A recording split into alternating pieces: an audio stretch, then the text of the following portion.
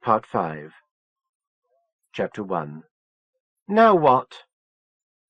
Alison looked up from the broken doll woman.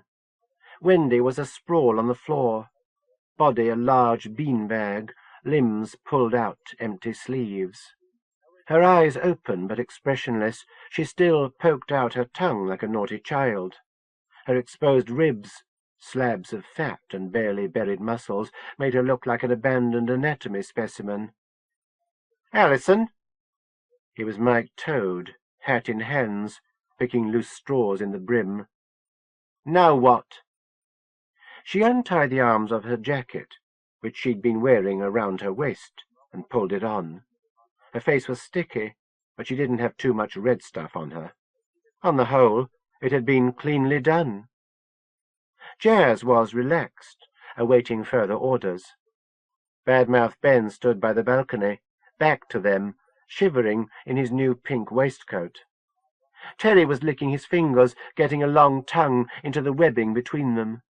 Only the Toad was really agitated, on the point of panic. Communion established, they didn't immediately have to prove anything. Mike opened his mouth to whine again, and Alison gave the nod to Jazz, who hit him with an open palm. The slap sounded loud in the gallery. Mike instantly shut up. In this quiet, out-of-time pause, Alison heard only dimly sounds from outside. The rest of the world moved in slow motion, fighting through thick waters, talking in extended growls. She felt serene, grown up. "Should we get rid of it?" Jazz asked, prodding the dead woman with a pointed boot. Alison didn't know. She looked to Ben for an answer, and nothing came. Ben was between the open window doors of the balcony, light behind him, faint around the edges. Her boyfriend was becoming see-through. "Ben?" He stood, face away from them, rippling like a disturbed water surface. Wendy's skin jerkin hung loosely on him, nipples like badges, blood smears a pattern on the back. Now it was over. Ben was fading. Wendy had called Ben to order. She'd been his beacon. Now her light was out. His grasp was weakening. Terry sat up on his haunches and draped one arm in his lap, rubbing his crotch with a hairy hand, extending the fingers of his other hand and prodding the dead face, making Wendy's cheek shake. He sniggered and slapped the woman. Her face shuddered, but her eyes were still fixed. "Stop that," Alison said. Terry bared teeth at her. Mike Toad, red handprint on his face, was smarting, fuming purple flashes in his aura. Jazz shrugged, bored, and pulled out a pocket mirror. She fixed her face, powdering over bloodstains, perfecting black lips. Wendy wasn't bleeding any more, wasn't hurting any more. She was a lump of nothing, an embarrassment. "Cover her," Alison said. All three ignored her, each expecting one of the others to do the job. This was not what was meant to happen. They were supposed to have discipline, be united by what they had done. Alison repeated the order, looking at the Toad. He was the weakest. She fixed him with her eyes. Mike's purple evaporated, and he sweated frightened yellow from his nostrils, mouth and eyes. Looking around the room, he found a canvas dust-cloth, neatly folded, on a chair. It was about the size of a full-length portrait. Mike shook it out and let it settle over the dead thing. Alison wished Ben would tell them what to do next. He was definitely a phantom now, dimly superimposed on the air, wavering in an unfelt breeze. Terry, using his arms like a chimp, scuttled over to Jazz and touched her, slipping fingers up over one knee, smoothing her leotard over a long thigh, trying to get a good grip on her. All the rules had been repealed, and he might as well do what he wanted. One hand still clamped to one of Jazz's arse cheeks. He tried to open his fly with the other. His swollen fingers couldn't work a zip fastener, and he grunted annoyance. Jazz didn't fancy Terry. That was obvious. She whirled around, foot darting out in a ballet movement, and connected with his chin. He swallowed a yowl and was shoved back against a wall. He tried to stand up. Jazz backhanded him across the head and pinned his neck with her forearm, launching short, powerful punches into his stomach and groin. They were losing control. Allison didn't want to step in. If either Jazz or Terry thought they could take her on, she'd have to kill or cripple them. That would leave her with only Mike Toad, and they'd have to start all over again, from scratch. "Ben," she said, to herself as much as to him. Jazz dropped Terry and kicked him. He was curled up, arms over his face. Jazz wasn't angry. She was professionally hurting the boy. Allison had to admire that. It could be the London girl was more worthy of Ben. That wasn't something she'd expected. She didn't know how she'd handle it. Allison took a few steps towards Ben. She tried to take his hand, her fingers sinking into cold, misty matter. She found a bony core and held fast to it. An electric charge, sparking deep inside her body, shot through her into Ben. Jazz stood back and examined the tips of her boots. Allison kissed Ben where his lips should have been, tongue pressed past his exposed teeth. She came violently and bit her tongue. Her knees failed, but she was kept upright. Ben's solid arm was around her waist. His hand in hers filled out, expanding her fist with muscly flesh. Allison was still coming, climax extended by several peaks, throbbing pain-pleasure exploding from her clit. She could hardly breathe. Ben was sustaining himself from her. Her muscles twitched like galvanized frog legs. Her eyes fluttered shut, and she kept the darkness in. He held her tighter. As his arms became substantial, his grip was more powerful. Pleasure like a knife slipped into her and ripped upwards to her ribs. She was unable to scream, but an internal shriek built up inside her, ululating in gasps, echoing in the vault of her skull. She opened her eyes and saw Ben's face fill in. The others were fascinated, together again, under control. Terry was on his knees, like a devoted dog, looking up. Jazz bowed her head in awe. Mike Toad smiled weakly, begging for approval, fear and delight mingling. Ben let her go. He had to stand on his own. Allison almost staggered, a deep flush on her neck and between her breasts. She was standing on pins and needles. Stumbling, she turned and got her back against the wall. Ben smiled quickly at her, the flesh around his mouth swarming like plasticine. He was still filling out, still growing. "Hello, baby," he said, in a deep, chuckling voice. "Fuck!" she gasped. He looked different. His face was redder, wetter, raw, mobile. His wounds were fresher, more a part of him. He was taller, too, broader-shouldered. Allison was sure Ben had been shorter than her. Now he was just the right size. They fit together perfectly. She leaped at him like a kid, and he whirled her around in his arms, laughing. He put her down and crossed the room to look down at the sheeted bundle. He was loose-limbed now, lithe and athletic, fast as a snake, powerful as a big cat. They were all around now, trying to get close, too nervous to touch Ben, but obviously hoping he'd touch them. He did, pecking Jazz on the cheek, tousling Terry's hair, play-punching Mike Toad's chin. "The world's getting old," he said, boot resting on the dust sheet, mobile eyes momentarily downcast. Jazz nodded. Her breath back, she felt strong. Her pleasure was a part of her, a suppleness in the limbs, a fire in her heart. "We have to clean house?" Allison understood. It was like knocking down an old slum to make way for a new office building. Before you built, you had to wreck. That was what Ben was here for. That was what they, his army, were. The wreckers. Go out, he said, pointing to the window.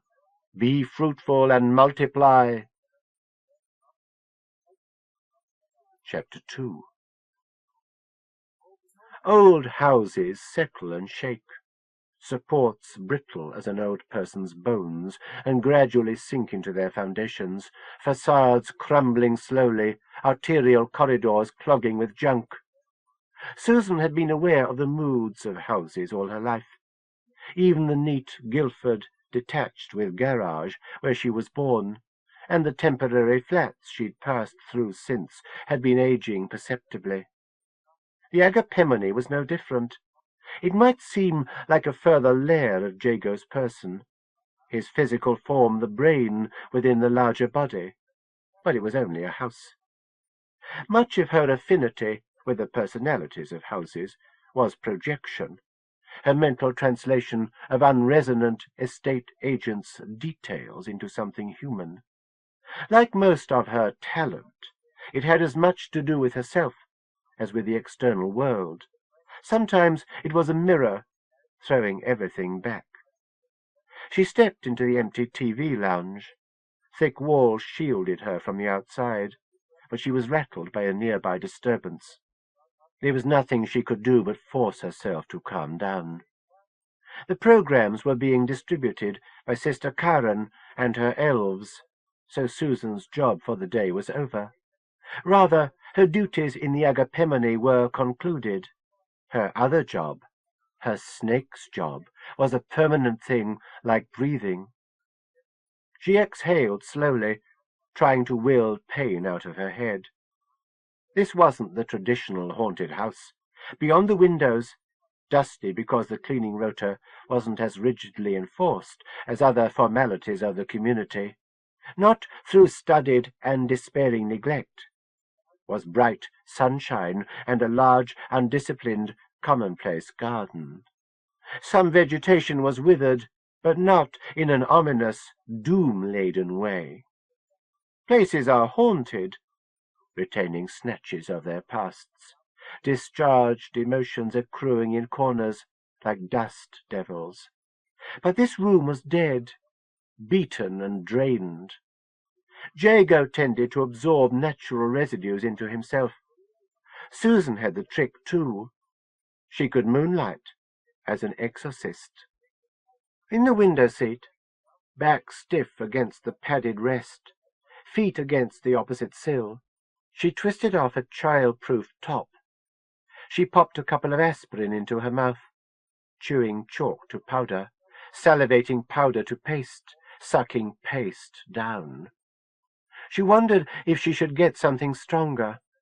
David occasionally prescribed sedatives to get her through the blinding crises her talent threw at her when she was menstruating, when she was surrounded by psychic turmoil, when things were really shitty, and the face in the mirror looked like Linda Blair. Slowly, the pills affected her, and, talent dulled, she let her shield slide. The room really was empty. No ghosts. For Susan, it wasn't a matter of not believing in ghosts. She knew ghosts were just memories, like Wendy's death-faced motorcycle boy, not survivors from an afterlife returned to pester the living. She did not know what came after death. The ghosts Susan sometimes saw were fading snapshots, carried around by people and places as keepsakes. Above the mantel of the walk-in fireplace hung a portrait of Beloved, executed enthusiastically rather than skillfully by Brother Philip, a house painter with artistic ambitions. It wasn't very good. The eyes were painted to shine, but didn't follow you around the room. Unlike truly great or even simply inspired pictures, it was just paint on canvas. Susan couldn't pick up anything from it, not a residue of the painter, nor a trace of the sitter. In some cases, these could last for centuries. Susan found Van Gogh originals as impossible to look at as the naked sun, and had been surprised by the well-being and serenity that underlay the triptychs of Hieronymus Bosch, terrors of hell balanced by the prospect of heaven. Susan saw the painting as a palimpsest, Jago's face superimposed on a portrait of Edwin Winthrop, now stowed away in the attic, that had hung there before. Edwin had believed in ghosts, table-tapping, theosophy, astral voyaging. Unlike David, he'd been intrigued by mysticism and tainted his scientific approach with pompous nonsense. Born earlier, Jago might also have gravitated towards the lunatic fringe of psychic research, rather than the church. There were plenty of curious sects and secret cults in the 20s. Jago could have made one around him, just as he'd fashioned the Agapemone. Outside were as many people as on a tourist beach at the peak of the holidays. Emotion roiled off them in waves, breaking against the house. The crowd was mainly happy in a sunny late afternoon that had cooled enough to be tolerable. People looked forward to the festival. Not too many drunk or stoned, everyone mingling and meeting. Life was fine. Susan gulped whole another aspirin, swallowing phlegm to keep it down. After a day of tightly shielding herself, she was drained. Whatever happened, she was nearly at the end of her rope. She'd have to open up, or crack up, and take whatever Jago could unleash. Being near him so long had worn her reserves down. Susan Anonymous was coming apart like a jigsaw. Which Susan would have to step up and protect herself? All those years of drifting, of damping her talent, of trying on and throwing away jobs and relationships as if shopping for a cardigan, of hoping it would all just go away. And 2 years here, with Jago. That had all been preparation. She knew she wasn't imagining, projecting. This was the crux of her life. She'd be judged by how she measured up to the immediate future. Precognition. That was one of the things she didn't have. David thought it was philosophically, physically, and psychically impossible. She couldn't know the future, but she knew that just beyond her sight, enormities waited. For a while, hiding had been easy. She had found out about aspirin and how it could quiet her down. At Lancaster University, her doctor put her on the pill to regulate her still troublesome periods, and that helped too. Her talent didn't go away, but she learned how to suppress it, how to control it. Graduating in 1977, with a frankly mediocre 2.2, she moved to a succession of provincial towns, Poole, Eastbourne, Harpenden, and short-lived underachieving jobs. Assistant librarian, typist for a medical publisher, receptionist at a local radio station, filing, photocopying, making tea. She amused herself imagining ways to use the talent to make a fortune. She could become a professional gambler and read her opponent's cards from their minds, or pop the roulette ball into the right hole. Or she could become a star conjurer, or douse for gold and oil, or investigate large-scale insurance fraud, or work as an invisible assassin, pulling triggers without leaving fingerprints. When David found her, she was in local government, processing social security payments in Loughborough.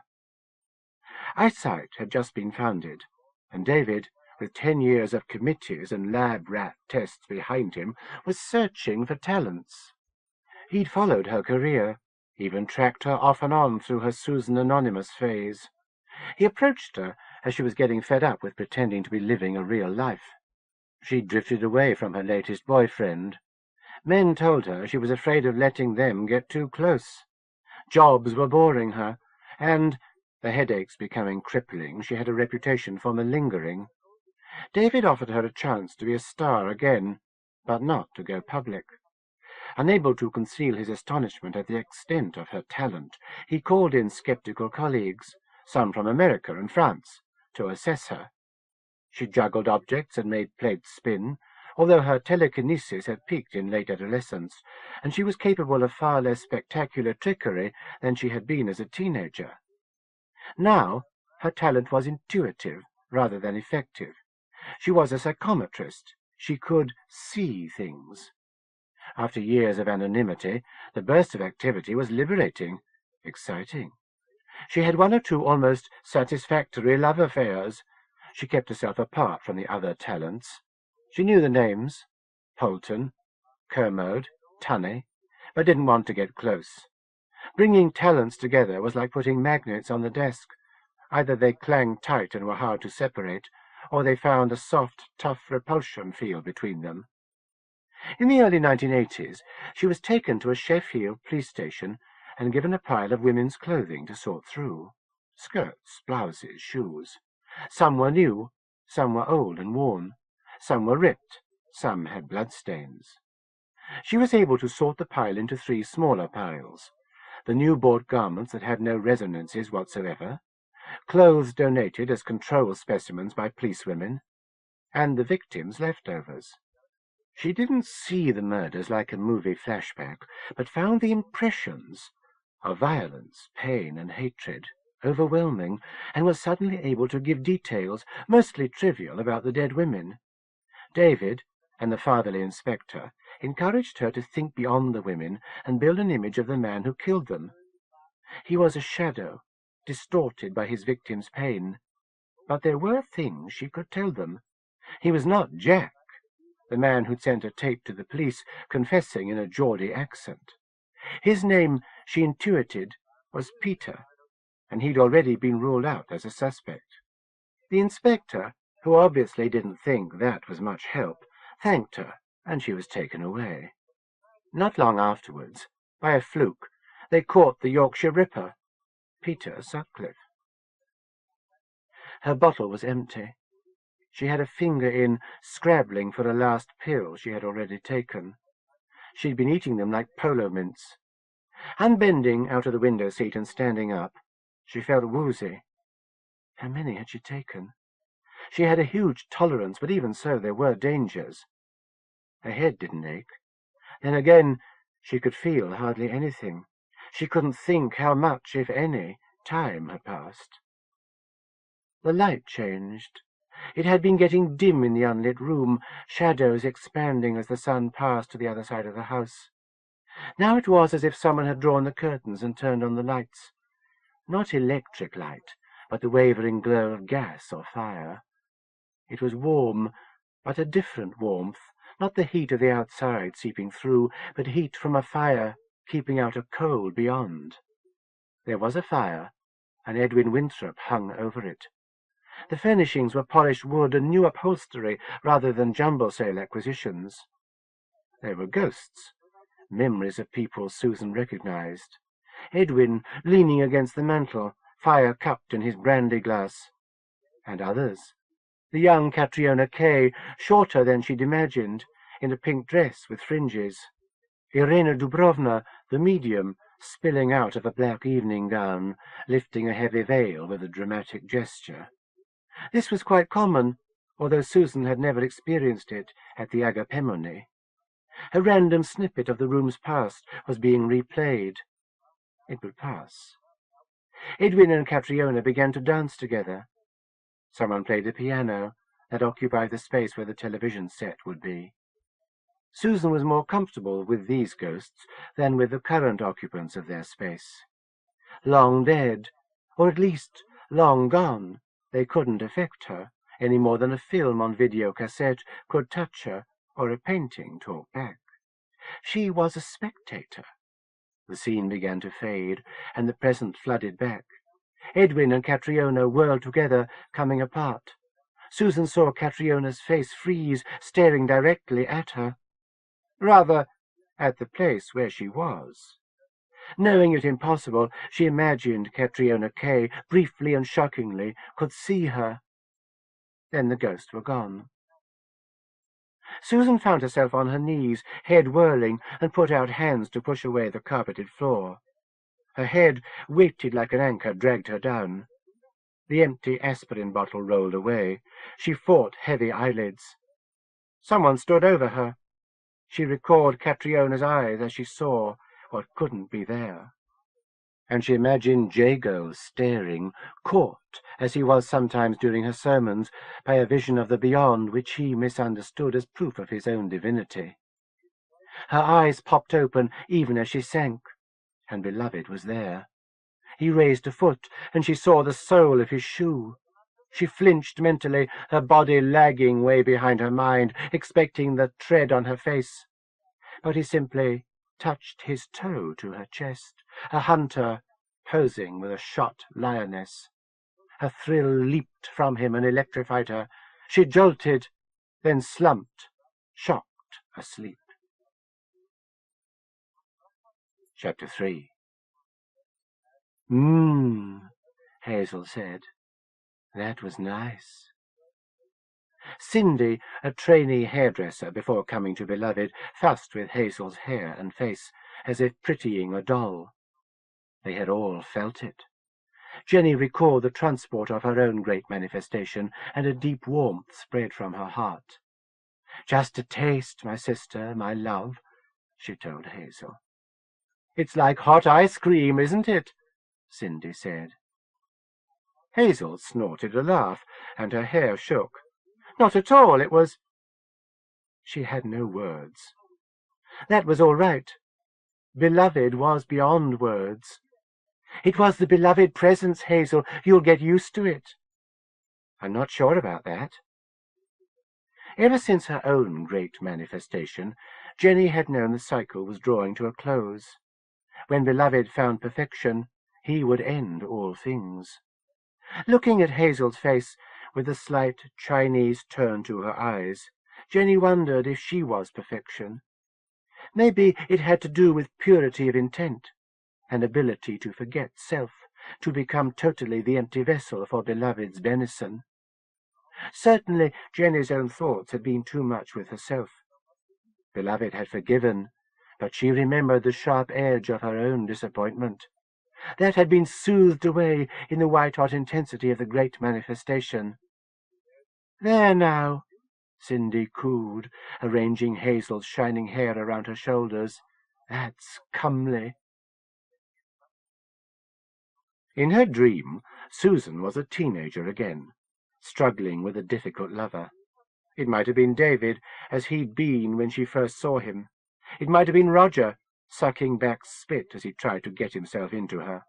It might have been one of the boys from Lancaster, the slightly younger than her Phoebe she attracted. It might even have been James, unfamiliarly young and uncontrolled.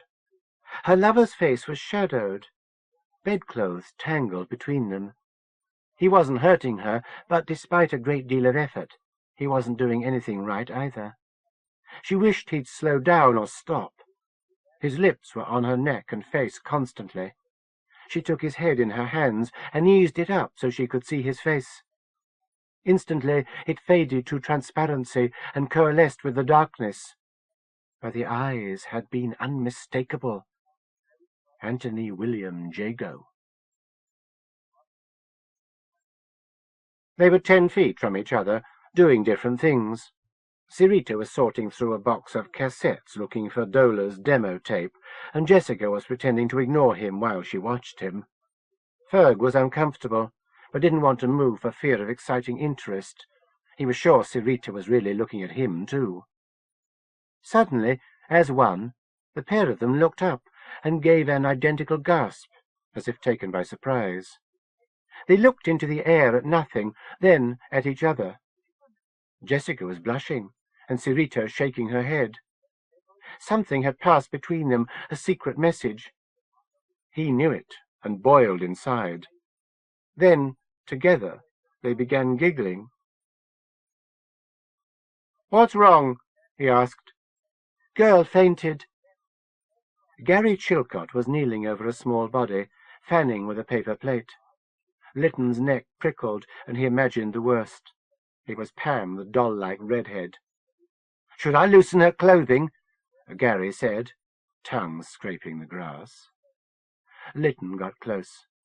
The girl was breathing, didn't smell of drink, wasn't obviously wounded, and didn't have a syringe stuck in her arm. He touched her eyelid with a thumb, planning to check her pupil for dilation. At his touch, her eyes flicked open. "She's fine," Lytton said, not yet sure if she was. Pam sat up and put her fingers through her short hair. She didn't seem to have had anything apart from a nice sleep and pleasant dreams. The girl looked at him directly and gave an unmistakable smile. "Fuck," she said with wonder, shaking her shoulders and head. "She's all right." Lytton stood. Pam propped herself up on her elbows and stretched her entire body, cream-pale midriff drummed tight. "I couldn't half do with a cigarette," she said. The family were together again. Maskell joined with Sue Clare, Hannah, and Jethro in the big bedroom, producing fruit. His flesh extended, joining with his wife and daughter, heavy with his seed. Sue Clare whispered in his ear, occasionally nibbling the lobe, occasionally flicking the inside with her tongue. She was coaxing his seed free. Hannah, wrapped in her ball of moss, sang All Things Bright and Beautiful. Maskell's hand was under his wife's breast, fingers snug against the grooves of her ribs. "Suki," he hissed, loving her.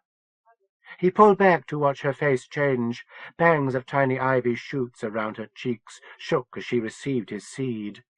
Her eyes shut, she caught her breath, held it, and as the blush settled, slowly sighed air out of her lungs. His vision blurry, Teddy groped his way, using the low walls as a guide. The burning in his head was worse than the worst hangover he'd ever had. Fighting, he stood up and got his eyes open. After a heroic effort, he managed to stand straight. He stared, and his eyesight came back. He was not the only one staring. Sharon Coram and the black boy Teddy had seen her with earlier were on the grass verge, wound together like the strands of a rope. They were clothed, but their mouths were fastened, as if Sharon were swallowing the boy's tongue, a fakir taking a snake into her stomach. They wriggled against one another, buttons coming free as if the couple was so hot to get down to it they couldn't even wait to take off their clothes. The crowd laughed and made comments, but the performers didn't mind. Stan Budge, who worked and drank with Teddy's father, opened his throat and began, in a boozy bass, to sing one of his annoying folk songs, The Village Pump. Sharon wrenched the boy's head to one side, her hand gripping his dreads, and screamed, not with pain. Jeremy couldn't understand it. Beth Yatman, who'd been standing at the gate checking customers' badges, was laughing like a hyena, a deep, full, and dangerous laugh that disturbed him. He wasn't sure what to do. Beth was staggering, and the line of festival people were getting impatient. "Another loony woman," someone said. Beth found this hilarious and almost choked. She fell against the gate and slid to the ground. Her long dress caught on a nail, and as she slid down, was pulled up. Jeremy watched as inch after inch of Beth's dress rucked up, showing more of her thin legs. Someone in the queue cheered. Beth covered her laughing face with both hands. Her dress tore, and she plopped onto the dry earth, kicking like a baby. Her dress up around her waist, Jeremy saw she was wearing knickers covered with yellow flowers. Jeremy knew he shouldn't be looking, but couldn't pull his eyes away. He felt slightly sick inside, but also excited. Beth pulled her dress together over her knickers and legs. "Something in the water," someone said. "Don't be frightened," Jenny told her. "There's no pain. You'll see, it's like a kiss." "The best kiss," Cindy added. Hazel was in the centre of a swirl of warmth. The bath was wonderful, soothing all her aches and pains, all her doubts and disappointments. Now she was embarking on a voyage, an exciting cruise. "Miss?" It was the girl Paul had seen earlier, Janet. She was in a dream, standing by the steps of the Agapemone, gently shaking her head. "Can I help?" "No," she said, smiling. "It was the love Unexpectedly, without warning, she kissed him. He tensed as her lips brushed his, then felt suspended over an abyss. Janet's kiss became moist, skilled, warm. She withdrew and laughed pleasantly. "We share love," she explained. It was something he'd been hearing a lot lately, although not from Hazel. He thought of Hazel, up the stairs and beyond the door. Janet stroked his face, clucking a little. "There's love all around, Paul." He didn't remember whether he told her his name. His tooth spurted pain into his mouth. The sister of the Agapemone mimed plucking a grape from a vine and popping it into her mouth. "Wouldn't you like to drink champagne from the hollow of my throat?" Again, Paul thought he'd just been out-weirded by a professional. Alison went first, venturing onto the landing, then down the stairs, then into the hall. The others followed, Terry bringing up the rear, constantly turning to look behind them. They were an army unit. Her body prepared to lash out, she walked down the last flight of stairs and turned towards the front door. It was a long hallway running the length of the manor house. It wasn't yet dark enough to have the lights on, but gloom had descended. She saw a figure standing in the doorway, half in and half out of one of the big rooms off the hall, half his face visible. She made fists and brought them up, ready. The man didn't move. Badmouth Ben was at her side, the others a little behind him. Her arm muscles went tight, and she calculated where to strike first, throat, then balls, then eyes. Ben held her upper arm and shook his head. They walked slowly down the hall. As they progressed, Alison saw more of the face. It was Jago. He was standing over a woman who lay in a faint at his feet. Ben eased past Alison and stood across the hall from Jago, looking him in the eyes. Jago was in his vicar outfit, reverse collar and black suit, eyes wide and hard. Alison looked from Ben to Jago and saw similarities in stance and feature. Their eyes were alike, alive in death masks. "What?" Mike Toad began. Alison put 2 fingers over his mouth, shutting him up. Jazz was momentarily unsteady on her feet, hips shaking, hands pushing against the fabric over her thighs. She had a belt of silver metal letters tight around her narrow waist, reading "Sex, Death, Sex." Alison knew how the London girl felt. Jago turned from Ben and looked directly at her. The memory of her climax flooded her, and her knees went again. Ben had the front door open, and light was pouring in, hurting her eyes.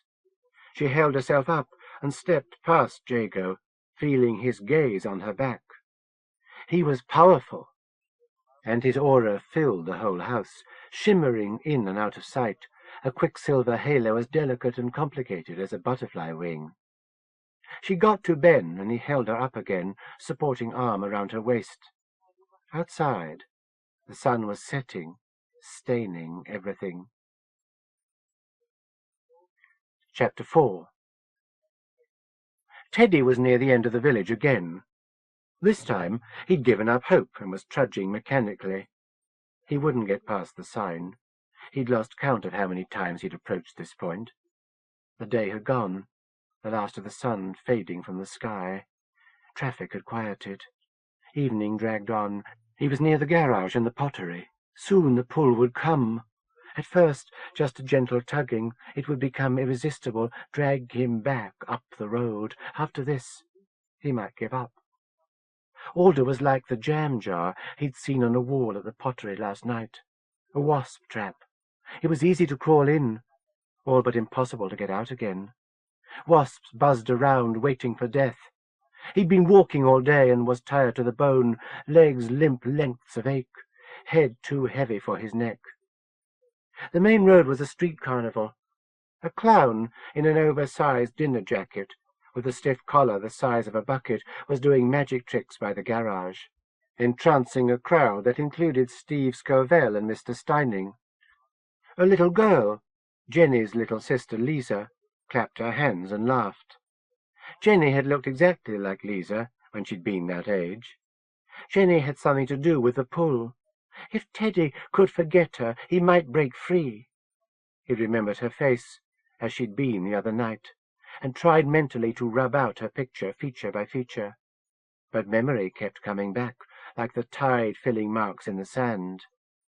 He looked back up the road towards the tree. By the valiant soldier there was a thick crowd. "'Lo, Teddy," said a woman's voice, startling him. He turned and saw Alison and Kev's mother, standing on her front doorstep.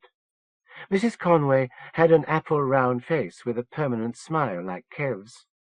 She didn't look anything like her daughter. Alison hardly seemed from the same planet as her mother, let alone the same family. "You seen the children today?" Teddy shook his head. Mrs. Conway tutted. "Up to mischief, I expect. Kevin's a proper handful these days. I don't know what gets into 'un." Though Mrs. Conway expected Kev to be a bit of a tearaway, she refused to believe anything she heard about her daughter. The village monster was still her baby, although, having known Alison all his life, Teddy couldn't remember her ever being any better. The girl had been born strange, and taken a turn for the worse. He imagined Alison in her crib, glowing eyes in a fat frown, making tiny fists, teething in silence, waiting for the body she needed to grow around her. Mrs. Conway must have been busy all day, because she hadn't yet taken her milk in. 3 bottles stood by her front door, and a 4th was on its side, cracked and leaking. "Cats," she said. "I thought we'd seen the last of the blessed creatures, but they'm come back." Teddy helped her with the milk, picking up the 3 unbroken bottles, while Mrs. Conway cradled the other delicately. She led him down a short hall into the kitchen. She opened the fridge and he popped the milk in. She set the damaged bottle on a saucer and left it. "Thank you, Teddy," she said. "Can I get you anything? Tea?" Teddy shook his head. He couldn't remember being in the Conway kitchen before, although he'd been to the house to see Kev. There were framed pictures of the children on the wall. Kev ashamed in a jacket and tie that would get him ribbed mercilessly if the photo became public knowledge. Alison in a black dress, looking grown up and sophisticated, eyes half closed, like a cunning cat's. "Must be going," he said. Mrs. Conway kept smiling. "You should wait for the children.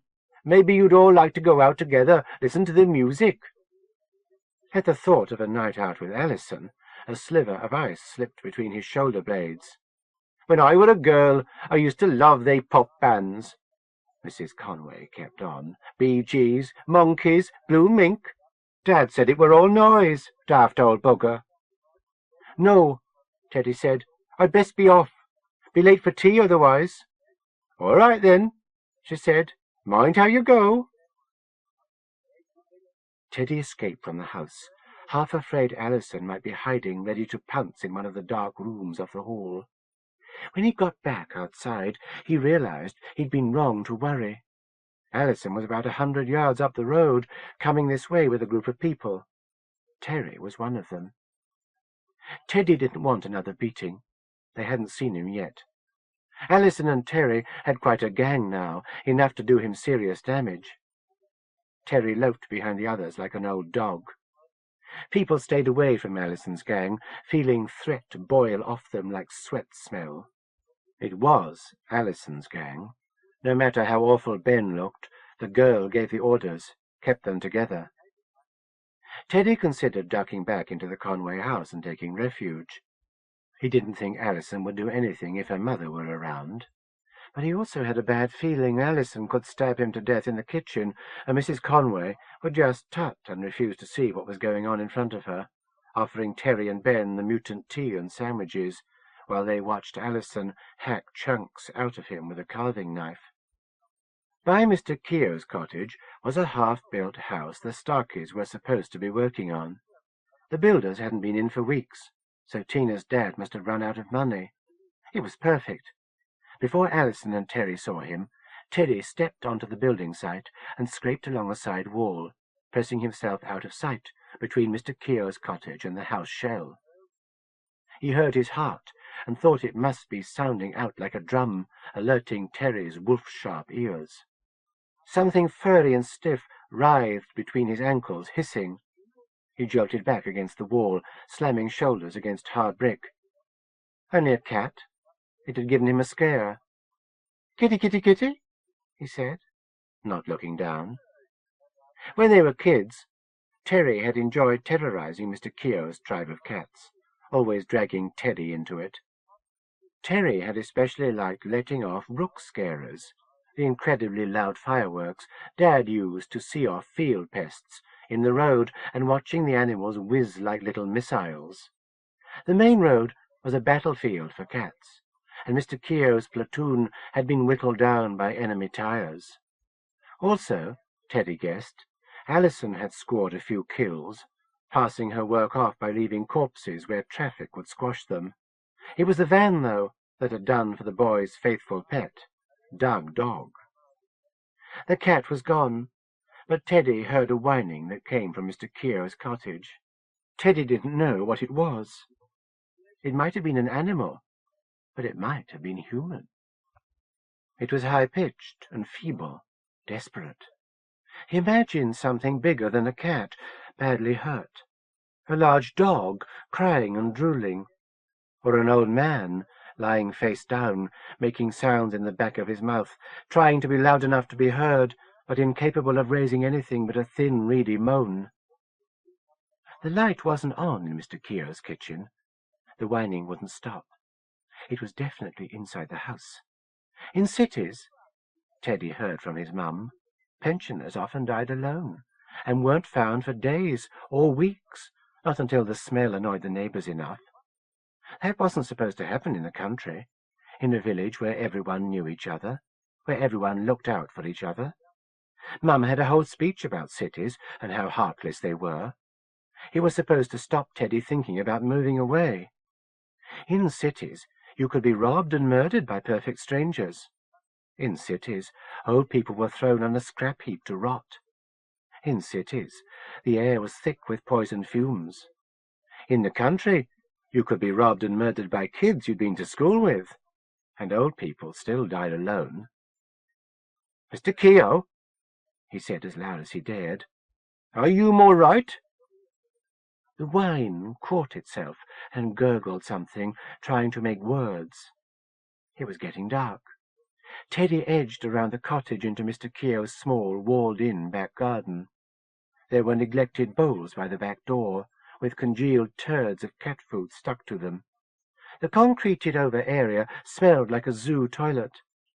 By the door was a cat's piss-yellowing pile of the Western Gazette, as high as a bench, threatening to topple. Teddy wished he had a gun like James's. He ought to be holding it up like a Miami Vice copper, inching towards a door he would kick in. It was open a split, darkness beyond.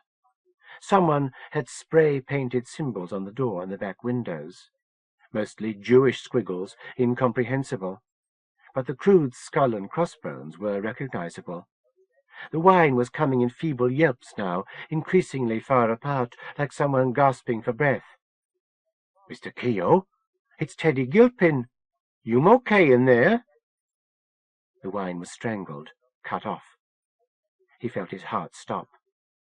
The wine began again, frustrated and angry. He breathed again. If it was Mr. Keogh, at least he was still alive. Teddy guessed how it might have happened. The other night in the pub, while Mr. Keogh was waving his petition, he'd been red-faced and flustered, almost weeping with anger. He'd always had a short fuse, getting heated about the festival, or Terry's stupid antics, or foreign wars. If old people got too steamed, their hearts packed in.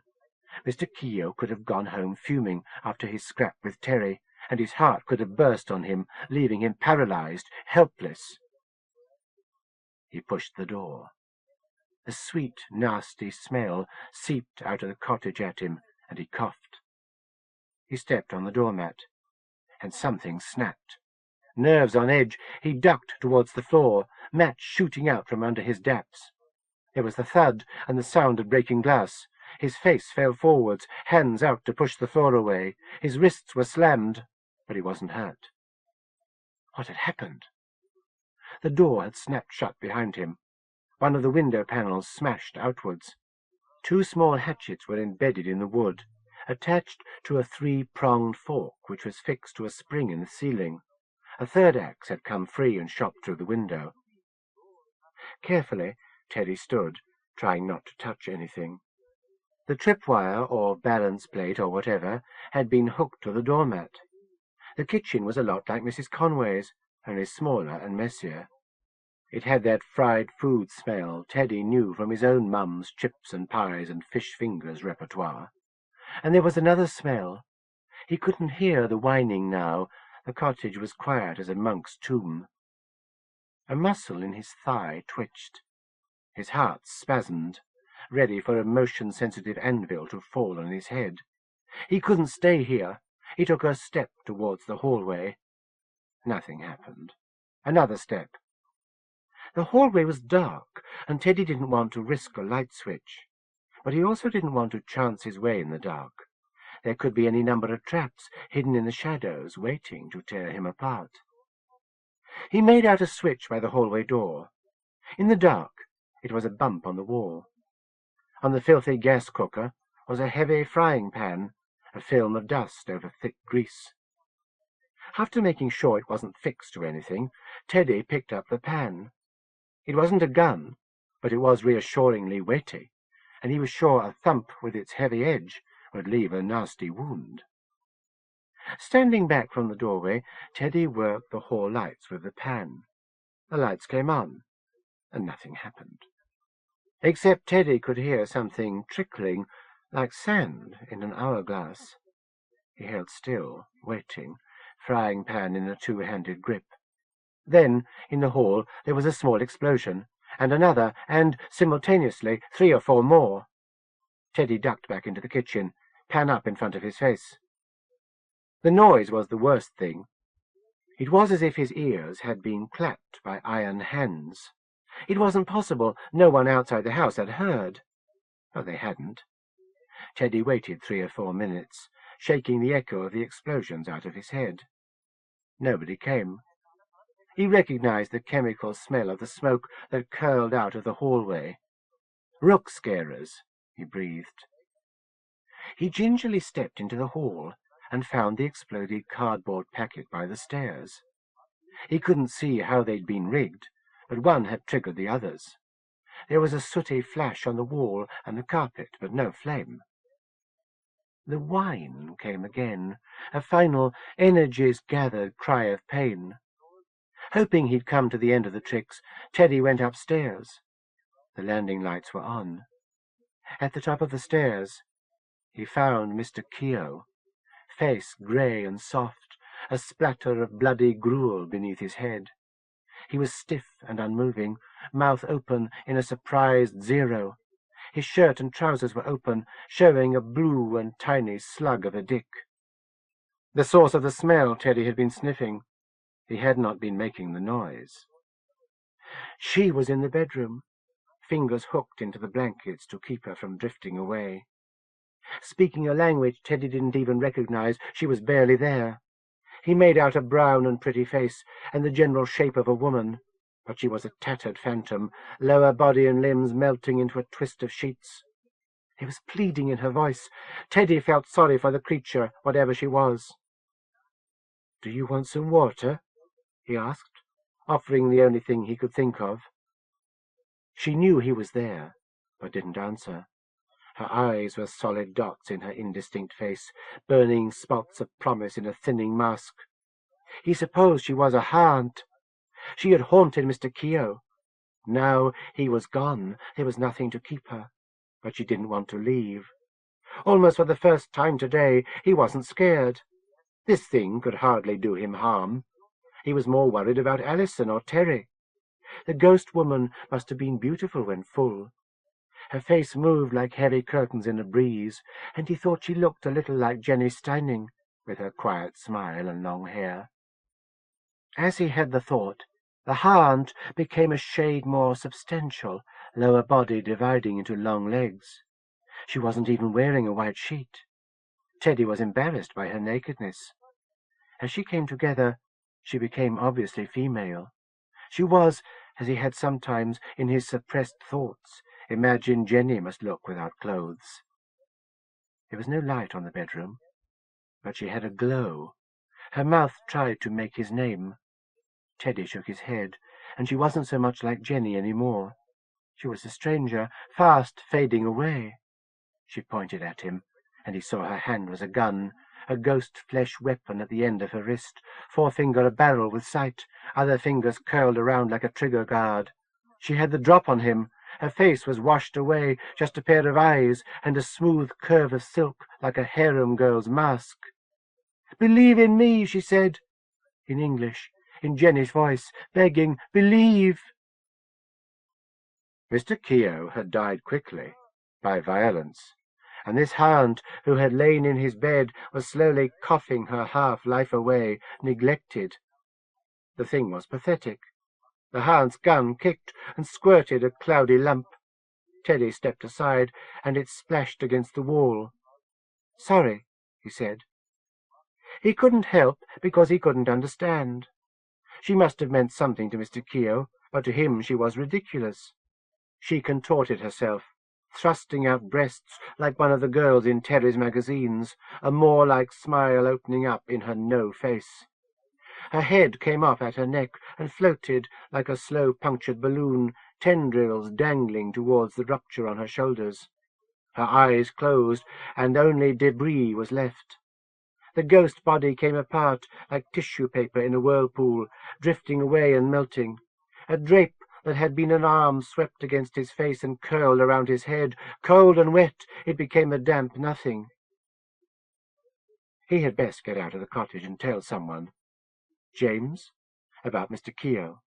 The front door was rigged up with a battery, but it was easy enough to pick all the leads away and defuse whatever trick Mr. Keogh had set. His traps hadn't kept out the hound who'd killed him. The whole cottage was faded and forgotten, an old person's place. He had to find James. He'd know what to do.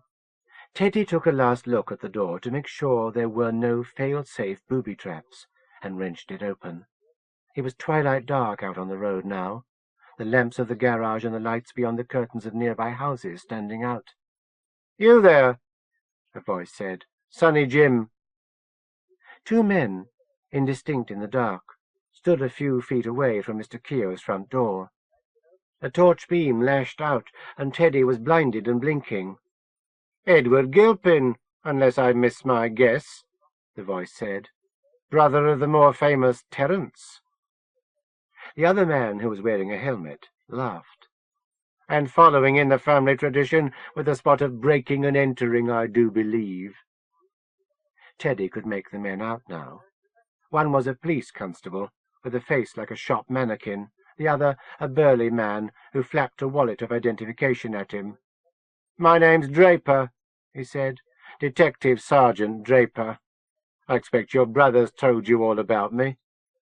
He slapped his hand with his wallet, as if it were a lead-filled blackjack. "There are a lot of stories about me, you know." Terry had been in scrapes with the police a couple of times, but Teddy couldn't remember his ever mentioning Sergeant Draper. "Taunton Dean's answer to Dirty Harry, they say." The constable laughed again. Teddy hadn't noticed the first time, but it was a scary laugh. There wasn't any humour in it, like the laughs Terry gave out before he thumped. "Actually, I think Dirty Harry's a bit of a softy. He ought to try it on with some real hard nuts, like your bleeding brother." Draper put his wallet in his back pocket and scratched his neck. "Let's take a look inside this house, shall we?" he said. "See if there might perhaps be one or two things amiss, or a-missing." Teddy rolled his eyes upwards and knew it was all over. No way could he explain what they'd find upstairs. Chapter 5. A group emerged from the Agapemone, clustered as if shooting their way out of a prison yard. They straggled down the steps around him. Still too bewildered by Sister Janet's active tongue to keep up, Paul recognized Alison, wilder even than this morning, and Terry hanging back like an in-reserve, off-duty berserker. There were others, a gulping lad pulling a straw hat down on his head, a girl with a tall hairstyle and a Morticia Adams facial, and Alison's original boyfriend, Ben. The whole crew unnerved Paul. He felt the memory of Terry's blunt blade at his neck. It was unusual to find such variety in a kid group he knew. A biker, a goth, a poseur, a grebo, and feral Alison. Even in the diversity of the festival, like cult stuck with like. That was the whole point of cults, to be alike, uniform.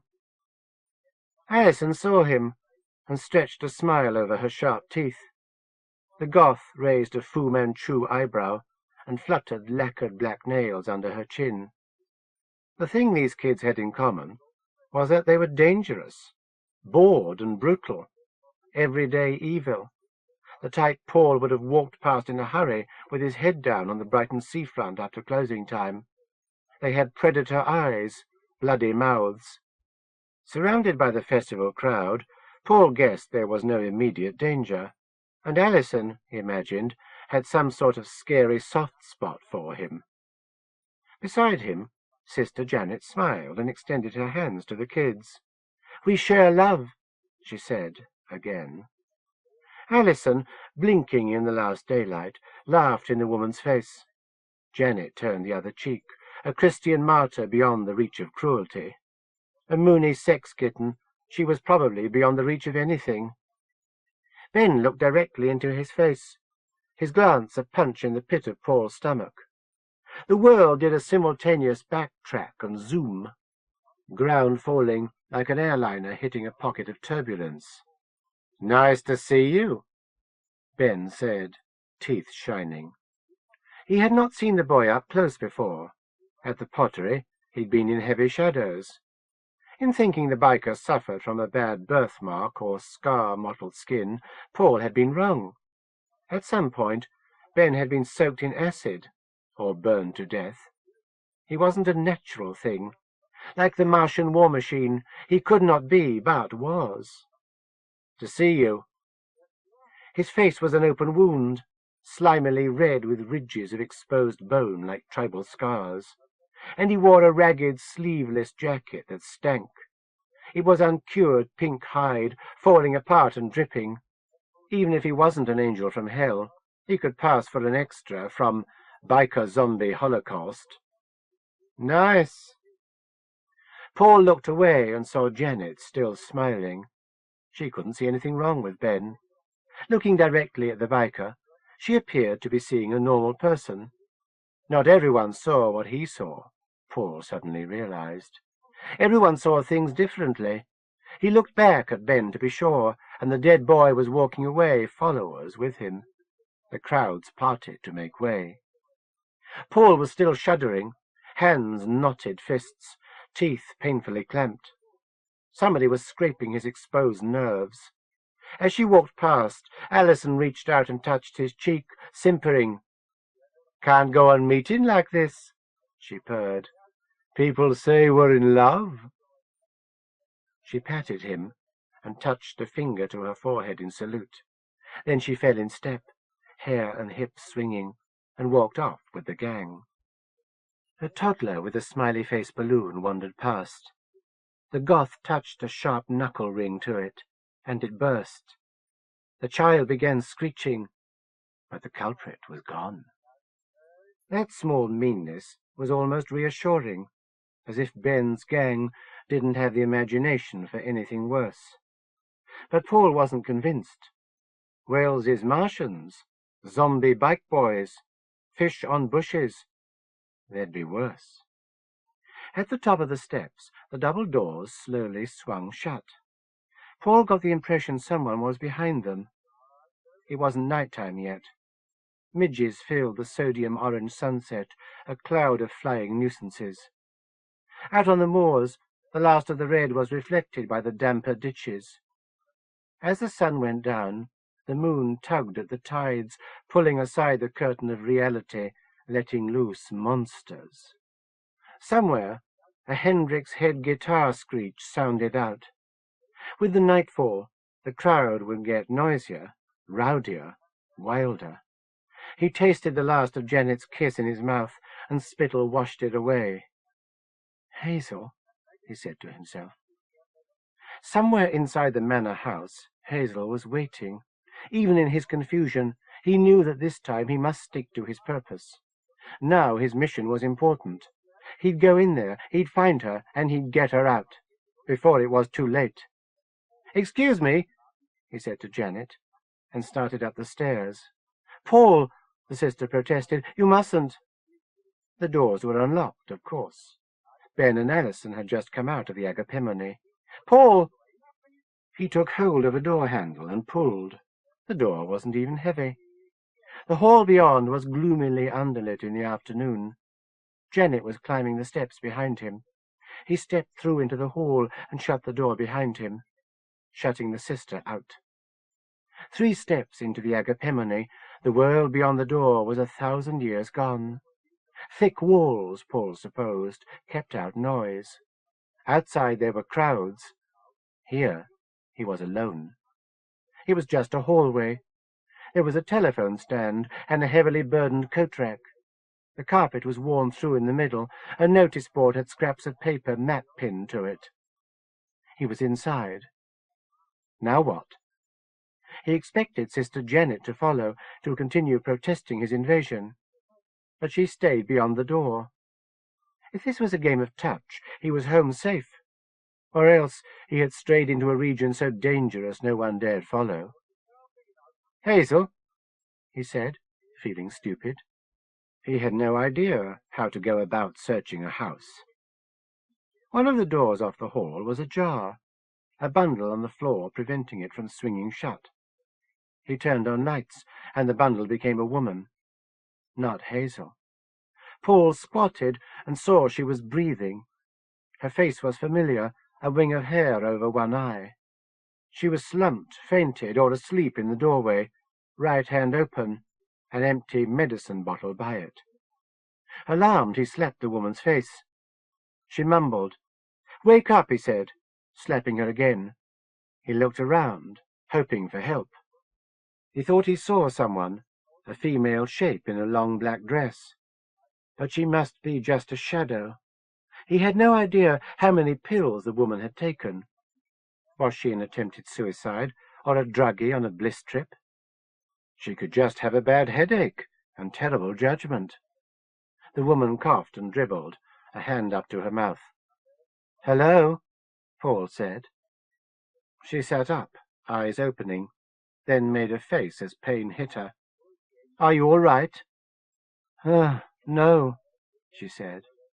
She thumped her head with the heel of her hand, as if it were a faulty radio.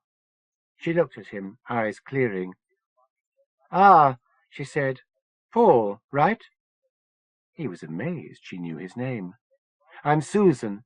I was at your place last night. I helped Hazel." Hazel.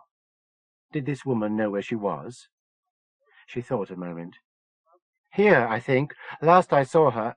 Ouch!" Eyes closed, she tried to stand up. Paul helped her. "Thank you," she said. "Hazel. What about Hazel?" "You're here for her. That's the best thing, Paul. Get her out of here. Out of the Agapemone, out of Alda." Paul couldn't keep up with Susan. She was reacting to things he only thought. She pushed her hair back, stinging her hand on static. "I hate it when that happens." Susan was standing by herself now. She was disconcerting, like a lot of women around here, but he wanted to trust her. "Hazel will be in the vestry," she said. "That's right," came a male voice, "but she can't be disturbed. She's being prepared." Paul and Susan turned and saw men coming down the stairs. The speaker was fairly unimpressive in a cardigan with greying long hair. Behind him was a calm-faced bruiser who looked like efficient trouble. "I have to insist, I'm afraid," the speaker said. He had a practiced voice, like an actor or a politician. There were other people in the hall, on the upstairs landing. Several women wore floor-length white robes and had cameo-like pretty faces. Somewhere among them, Paul thought he saw again the veiled woman in the black dress. She didn't fit in with the sisters, who clung together like a timid chorus line. "Sister Hazel doesn't want to see you." "Sister." Paul made a fist behind his back. "Our postulant is at a delicate stage just now." "Postulant?" Paul didn't like the sound of that. "Who the hell are you?" he asked. "I am Brother Mick. How come you speak for Hazel?" The man was unperturbed. "In the Agapemone we share love, we speak for each other." "Wonderful. Now let me see my girlfriend so she can tell me she doesn't want to talk to me." "Our sister is not your possession." The bruiser was a few steps below Mick, waiting for the order to break him in two. Paul turned to Susan. She shrugged minimally. He was on his own. She was looking away, he realized, at the woman in the black dress. "Now, if you care to leave, we have an important ceremony." Susan said Hazel was in the vestry. Where was that? A vestry was supposed to be a room off a church or chapel. In a religious community, a chapel would be an important place. There was only one set of double doors at the other end of the hall, by the main staircase. "Brother Gerald," Mick said, nodding. The bruiser stretched out a large hand towards Paul's shoulder. He ducked under it. There was no one between him and the double doors, and he was faster than Gerald. He hit the doors hard and found they opened outwards. Shoulder still jarred from the slam, he grabbed handles and pulled. A rush of incense swept out, and he knew he had the right place. He saw pews and an eagle-shaped altar, stained glass windows. Arms hauled him off his feet. He kept his grip on the door handles. The doors opened wider as his arms stretched.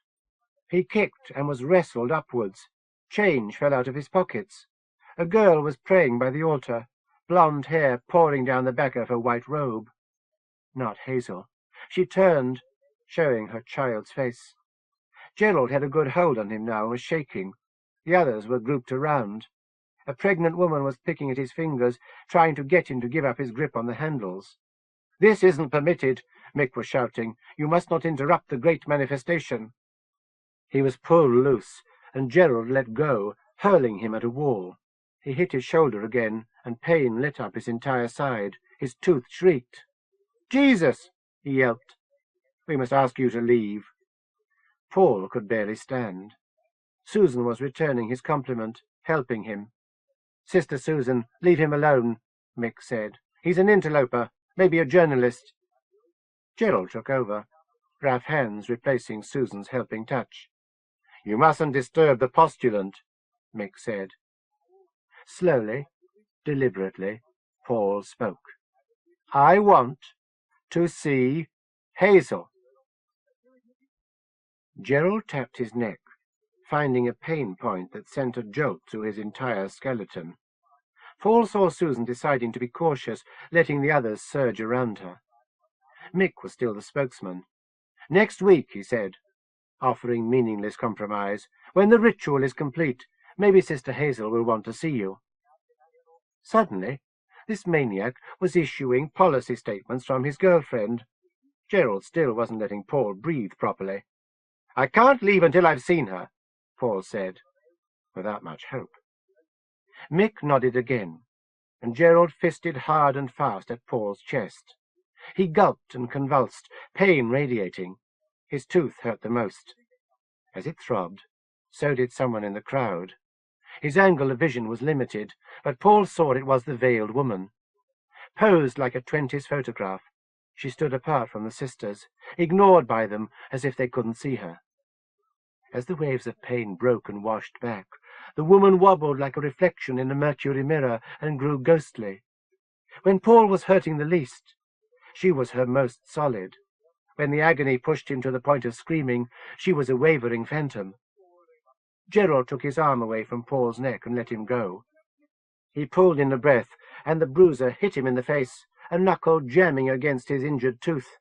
The woman in the black dress vanished altogether, and Paul screeched in fury, knowing the hurt would never end. Chapter 6. There had been a clown on the garage forecourt earlier, entertaining crowds.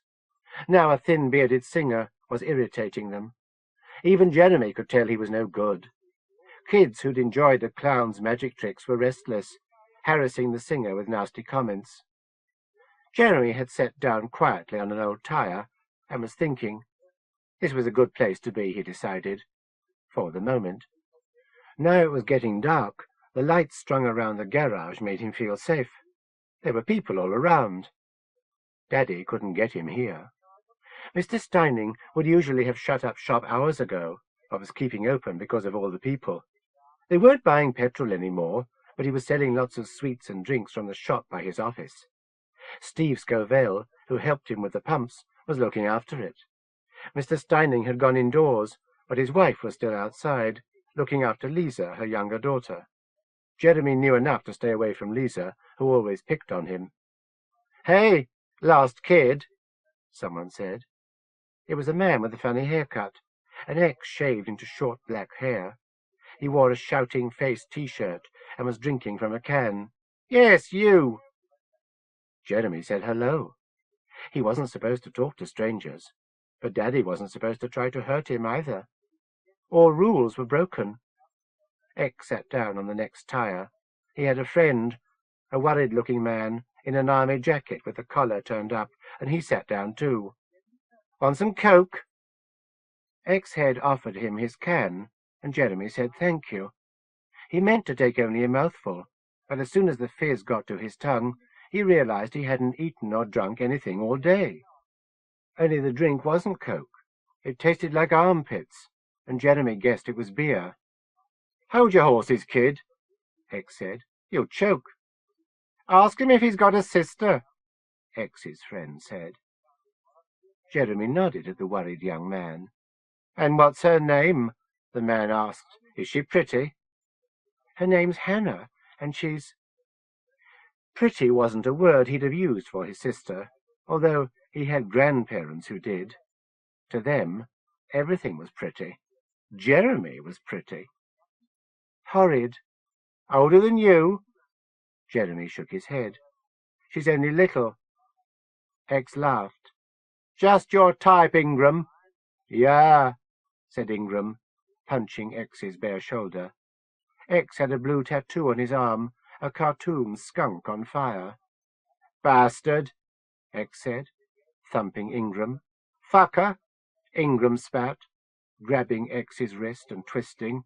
"Dickhead," they both said together, grabbing each other's hair, laughing, catching Jeremy in the middle. They let go and sat up again. He'd finished the beer. Once you got past the taste, it wasn't so bad. It made him feel grown up. He handed the can back to X, who sucked a drop out of it and licked the sharp hole. "Empty," he said, smashing the can against his skull, grinding it flat. "He's mental, kid," Ingram said. "Just out of Borstal. You know what Borstal is, kid?" "For bad boys." X laughed. "Yeah, bad, wicked." "He was born to be bad," Ingram explained. "Bad to the bone." "What did you do?" Jeremy asked. "Shoved a hippie's head down a bog," X said, looking at the singer. "X hates hippies," Ingram said. "He's a real skunk." "We came here to duff up hareheads," X said, laughing. "Only it looks like we're outnumbered," Ingram said. There were a lot of people with long hair in the crowd. One couple, a boy with a red Mohican and a punky-looking girl, really stood out among all the muslin and beads. They were with the singer. "Kin hippies don't deserve to live," X said. The singer still banged his guitar. A big woman with a purple skirt and a headband swayed in time, shoving her voice in with the man's. She was trying to get the people who were still listening to clap along with the song. "Kin hippie crap," X said, throwing the can. X's aim wasn't very good. The can bounced on the floor near the singer's sandals. The woman with the headband looked at them, frowning like a teacher when kids talked in class. "What's your name, kid?" Ingram asked. "Jeremy." "Jeremy, eh? Jeremy Germ." How about that, X? We've got a germ here. Yo, germ, X had said. Jeremy didn't like being called germ, but thought he shouldn't let X and Ingram know. He wasn't sure he liked them, but being with them was better than being back home. Mrs. Steining was standing nearby, disapproving. Jeremy had seen her sharing a cigarette with some people in the crowd earlier. "You all right, Jeremy?" she asked. "These boys bothering you?" Jeremy shook his head. "We're babysitters, ma'am," X said politely. Ingram looked at Lisa and licked his lips. She wrinkled her forehead. "Lisa," Mrs. Steining said, "time for bed." She tugged her daughter's hand and pulled her away. Lisa turned, poking out her tongue at Jeremy. "Rude cow," X said, after she was gone. "Should teach her a lesson. Show her something. Give her a spanking. Going for the little uns again, Ingram?" Ingram made a fist and pumped his arm, laughing. "Nah," he said. "That blonde bimbet's more germ speed." Jeremy would have blushed, but things were strange this evening. "Want to give her one, germ?" X asked. Jeremy smiled and said yes, just to go along with them. "Randy little bastard," X said, with admiration. "Stick her," Ingram said. "Poke her, pork her, bang her, bonk her." X and Ingram fell around laughing, arms flailing. Jeremy ducked out of the way. They smelled beery and weren't responsible for where they hit. The singer was doing a song about flowers. "I've had enough of this shit," X said, getting up. He was wobbly and shook his head. The singer's girlfriend was going around with a leather hat, taking small change from the crowd. She wasn't getting much, but a few coins chinked in the hat. She shook it in front of X. "Thank you kindly, ma'am," he said, scooping out money, rattling it in his fist. "Gold," he said, eyes wild. "Gold! Gold! Ha, ha, ha! I'm rich, rich, rich! D'ye hear me, rich? Gold! Diamonds! Jewels! Ha, ha, ha! Gold!" The woman's eyes went angry. X stopped acting and smiled, all innocence. "Very generous," he said. "Every little helps. A penny saved is a penny earned. Look after the pennies." The woman held the hat out, waiting for the money back. The singer was strumming chords, looking the other way. X opened his fist and looked at the coins. "Ingram, remember I said I wouldn't listen to hippie shit music if you paid me to." He put the money in his back pocket.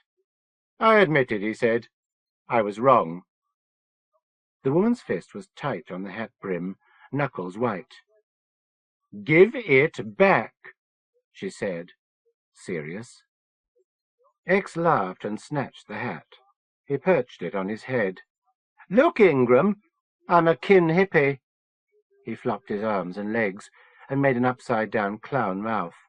"Hey, oh, wow, man, I'm so out of it," he said. "Heavy. Wow, man. Lentils, peace, hair. Don't step on the drugs, man." X ripped off and tossed the hat like a frisbee. It whizzed past the singer's head over the fence into the Steining back garden, lost forever. "Wow, I blew my mind," X said. "Tangerine apostrophes have stolen my ultra-bright." "Leave those skunks alone, Sarita," the punky girl said to the big woman. "They're just pathetic." X clutched his heart and shouted, "Stabbed! Stabbed! Stabbed! Ingram, old fruit, she said I was—" Gasp! Gulp! The shame! The shame! Pathetic! The girl looked frightened and clung to her Mohican boyfriend. "Hey! Punks rule!" X said to the boy, making a fist and thumping the air. "Anna-K for the UK! Gobble my snot and gobble me old aspidistra. Why don't you? I go pogo." The boy shrugged the girl off and walked away. The singer, still fingering his guitar, hadn't noticed anything. Jeremy wondered if there'd be a fight. Whenever there was a fight in the playground, there was a moment when everyone knew it was going to happen. Kids would be arguing or making jokes or pushing, and it would go quiet for a second or two. Then there'd be a fight, and it would end with crying and a bloody nose. It was usually him bleeding. "Germ," Ingram said, "let this be a lesson to you. Don't grow up to be a kin hippie. It's that simple. Just say no." The woman, Sirita, went to the singer and stood by him, expecting him to take on X and Ingram. He didn't. The moment passed, and Jeremy knew there'd be no fight. The singer went away, friends with him. "Enough for a can here," X said, patting his pocket. "I'm here for the beer, me." Jeremy had been told not to take sweets from strange men, but he was so hungry he wished these strange men would offer him some. It was so dark now that the other side of the road seemed far away, barely visible in the garage's light overspill. "Look," Ingram said, pointing. "The filth." Across the road there were policemen outside Mr. Keogh's cottage. They had Teddy Gilpin with them. "It's a raid!" X shouted. "Police brutality!" Ingram shouted. "Bloody old Bill! Pigs! Copper cunts! Gestapo jackboot bum bandits!" X and Ingram slapped hands, then made German salutes and started whistling the tune they played in war films when Hitler came on. "Piggies, piggies, über alles," they sang. One of the policemen, a blonde in a helmet, looked across the road, and X and Ingram shut up. Jeremy wondered what Teddy had done. A constable, a black man, was holding his shoulder. "Cool," X said, screwing up his face. "Get a whiff of that. Something's kin died in there." A smell was seeping across the road, coming out of Mr. Keogh's place. A fat man came out of the cottage and was sick in the gutter. "Yo!" X shouted. "It's the incredible puking pig." "Look at that, Huey and Ralph," Ingram said. "Diced carrots and tomato omelette." The blonde policeman strolled across the road. "Hello, hello, hello," he said. "What's all this, then?" He took hold of X and Ingram by the ears and cracked their skulls together like coconuts. He grinned at Jeremy and saluted. "Evening all," he said, turning to walk back to the cottage. Jeremy looked at Teddy Gilpin and saw the boy was badly scared. "Fuck," X and Ingram said together. The fat man got up and wiped his mouth. He made a fist in front of Teddy's face, but put it in his pocket. The police took Teddy away. Chapter 7. The robe slid over her skin like a caress, as delightfully perfect as new washed clothes in soap powder adverts. It was a floor-length white dress, loosely laced down the front, clinging in the bodice, and flowing below, baggy sleeves gathered tight at the wrist, shoulders bare. Cindy helped her with the laces. The sister pulled her still wet hair out of the collar and arranged it on her shoulders. She was a bride, ready for the aisle or the honeymoon. "There," Cindy said. "Lovely." There was a commotion in the chapel. Cindy tutted and turned away before Hazel could work out her brief, dark expression. "A postulant must be serene," Cindy said. "People never learn." It sounded like a fight. Someone was banging a door and shouting, screaming. The voice was familiar. "Don't pay attention," the sister told her. "Make yourself an empty vessel for him." Other people were talking. There were more cries and some hefty thumps. Sister Cindy winced. "Tut," she said. "Silly, silly." Gerald had Paul against the wall again and was holding his throat. The big man didn't have to hit again. The fight had already been knocked out of him. Anything the brother did now was a free extra pain for the pleasure of it. Paul's tooth was a chip of agony. "Now," Mick said, "if you'd be so kind as to leave." Gerald eased up. Paul sucked air over his tooth, biting down on the throb. He held his jaw. Spittle pooled in his hand. He looked at Susan, standing with the sisters of the Agapemone. She didn't have the body-snatcher smile of the others. He couldn't understand the woman. What was she doing with this crowd? Behind Susan stood the veiled woman, in the shadows by the front door. The light threw her from a freestanding lamp, making her a sculpture spun of black silk cobweb. The pain in his tooth died slow. As the woman became more substantial, her veil lifted. Her face was in black and white. A creature of the past, she moved silently. Martian zombies, cultists, now ghosts. What next? Gerald prodded him with hard fingers. The ghost didn't see Paul, didn't see anything. He shook the brother off and tried to stand straight, brushing invisible dust off his shoulders and knees. He was sharply aware he looked ridiculous, the cuckolded husband in farce. Susan kept quiet and did not interfere.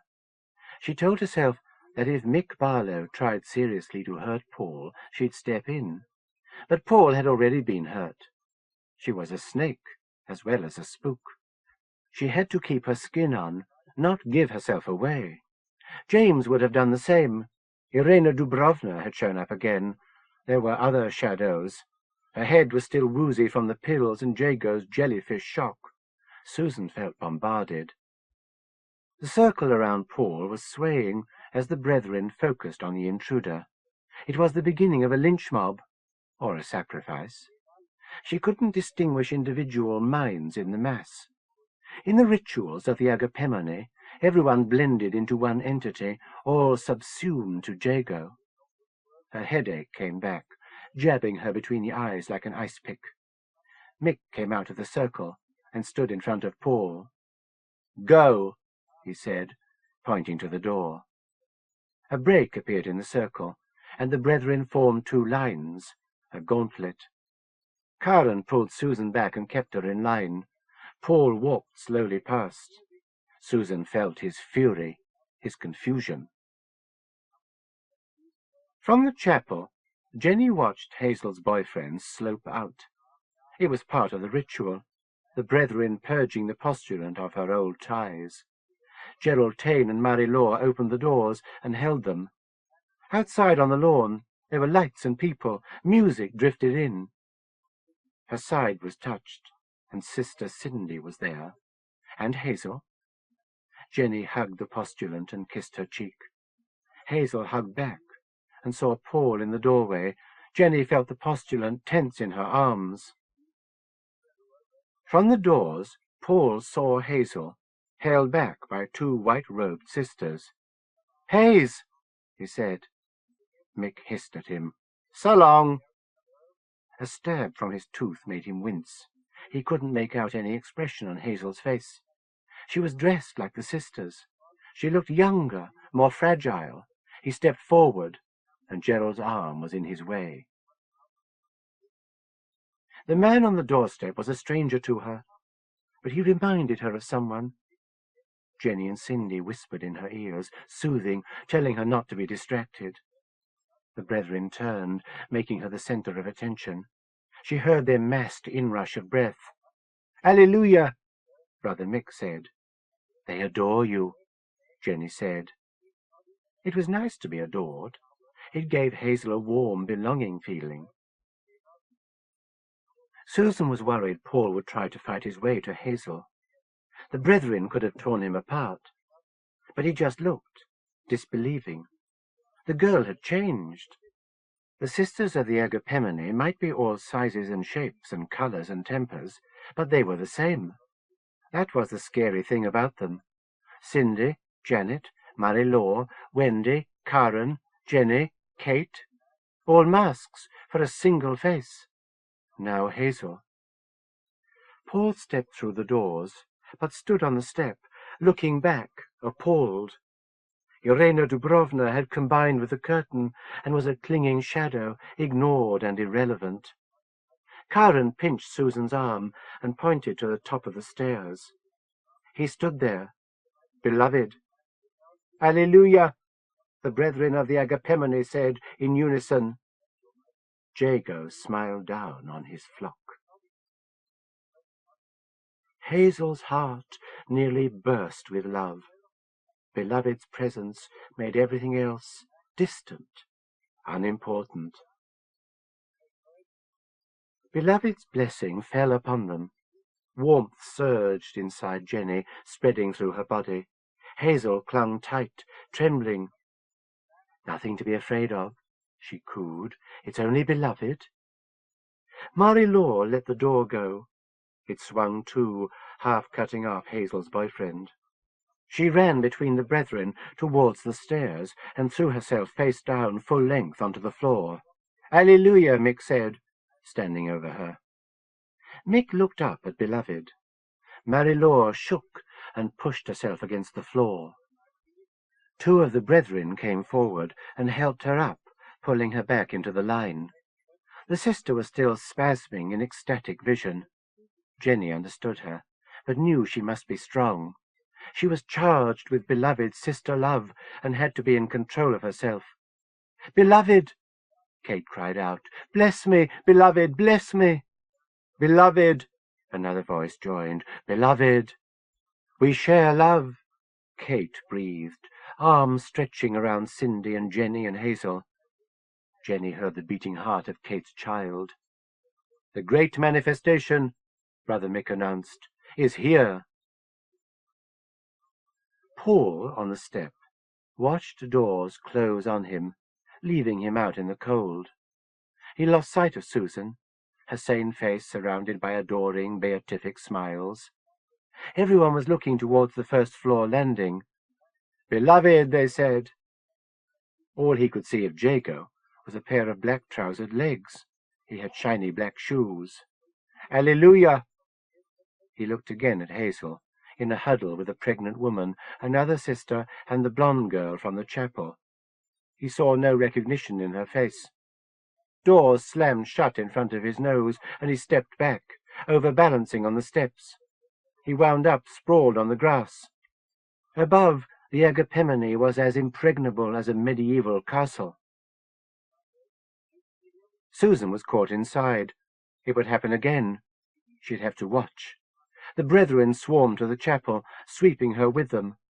As Beloved came downstairs, her head exploded inwards, shards of pain spiraling into the mass of her brain, sparking a shock in the core of her skull. Turning her head, she saw Jago arrayed in light. Sister Kate, Sister Cindy, and Sister Jenny led her to the altar and left her there. Hazel stood as the brethren found places in the pews. Love radiated. Beloved came into the chapel and walked towards her, hand out. Weak at the knees, she sank, feeling the thickness of the carpet. Beloved, smiling down, stood over her. "Hallelujah!" the brethren chorused. Hazel waited for Beloved's touch. Chapter 8. The generator kicked over, and the lights strung around Tent City finally came on to a huge and sincere cheer. The stars dimmed. Lytton checked his watch. It was well past 10. The generator should have been working hours ago, but the PA team had blown important fuses, giving an impromptu firework display. Lytton was worn ragged by the demands of the day, but couldn't go to sleep. Something might happen, something like last night's incident. The stream of people coming to him with problems had slowed, but not stopped. He felt as if he'd been juggling live grenades. The cider marquee flaps were thrown back, and after hours of unloading barrels and setting up trestles, Dougie Calver, whom Lytton saw lighting a foot-long cigar, was ready to make his customary fortune. Crowds flooded towards the tent. Lytton had picked up camp followers. Gary Chilcott was hanging around, running errands, and Pam, the trimly put-together redhead, also seemed to have attached herself, groupie-style, to him. Separated from her crowd, the girl was loitering, like one of the creche kids. She was not just hanging around to flirt. Worried about something, she thought of him as protection. Her banter was brittle, not a perfect cover for her nerves. "Can I get you a drink?" Gary asked. Lytton thanked him, but said no. His head was scrambled enough. Gary darted off to barge through the queues with his staff badge and screw a freebie out of the tap girls. Lytton was oversensitive to trouble, but it was in the air. There'd been a mini-scrap earlier, a couple of crusties trying to push in the toilet queue, tussling with a well-dressed muscle man. Battle lines were drawn, allegiances formed, strategies laid. As if there wasn't enough to worry about, a conventional riot could be thrown in his direction. Travellers, dispossessed even of their position on the festival circuit, were spoiling for a major fight. And any number of factions and individuals, from bikers to local yeomen, were willing to take up the challenge. The other stuff, the scary stuff, was always simmering under the surface. Lytton saw things out of the corner of his eye, things that, when he looked closely, weren't there. In the crowds, almost anything could hide. For most of the day, Mick Barlow had been whizzing about the site, making arrangements, delegating touchy jobs. But he disappeared about an hour ago. Lytton thought that quietly creepy by itself. On one level, he could understand Brother Mick. The man's power trip was so transparent. He angled for position within the Agapemone, raking in a few benefits, like Marie-Laure Quilter, from his status on the next cloud down from Jago. But underneath that everyday grasping egoism and self-centered bastardy, Mick was still a true believer in Beloved's gospel, and that gave him a crazy, calm centre of unpredictability and irrationality. He looked up the hill and saw light in the Agapemone. From the stained glass colours he could tell the chapel was in use. Pam said something, trying to make conversation. Lytton didn't catch it. The girl sulked. As he found himself doing increasingly often, Lytton looked around the field, listing who was in sight, checking what they were doing. Beth Yatman, cackling like a witch in a crowd of admirers, had come down with sunstroke, neat vodka, or pep pills. Sharon Coram was snogging a well-dressed Chinese boy, egged on by a clack. Jack and Ursula Cardigan, the "we're not yuppies" couple, who'd renovated the old Graham house, were strolling around, eating health food mix out of lukewarm pita bread. There was no sign of Alison, so her gang must be off making mischief where he could not see them. He was worried about Howling Terry and Dead-Faced Ben. It was after dark, and that was their time to play up. It would be useful to have Susan around to see if she could divine anything. Gary came back with a paper pint, already half empty. "A very good year," he burped. Pam smoothed her skirt and tugged up her halter. In the stretch of unmarked skin between the two garments, she appeared to have no navel. Lytton looked at the Agapemone again. Susan must be inside with Mick and the others. He'd seen Derek wandering back towards the house half an hour ago. Marie-Laure and Karen, who'd been around and active well into the evening, had gone in too. He checked the field again. Sharon and the Grahams had disappeared. Beth Yatman had quieted down, getting ready to be sick. Pam's friends were in the cider queue, which was degenerating into a free-form standing-around experience. A duffel-coated troubadour entertained the troops, singing along with his guitar, a song he had announced sharply as "The Ballad of Anthony William Jago." He must have a grudge, an indoctrinated girlfriend, or an emptied bank account. In the early days of the Agapemone, there had been falls from grace, apostates leaving the community. Since then, Jago had tightened up. Almost no one walked away any more. "No more sin, no more crime," the singer sang. "Folks can have a real good time. Hell for most, heaven for some, at the dawn of the new millennium." The kid, who had big boots and unfashionable glasses, was better than most, but seemed to be scraping nerves. "I'm going to live forever and ever. Look at me, folks, ain't I clever? I'm going to reign for millions of years, so hip hip hooray and 3 big cheers. The doubt that had been pestering Lytton came into focus. They're not here, he said suddenly. Eh? Said Pam.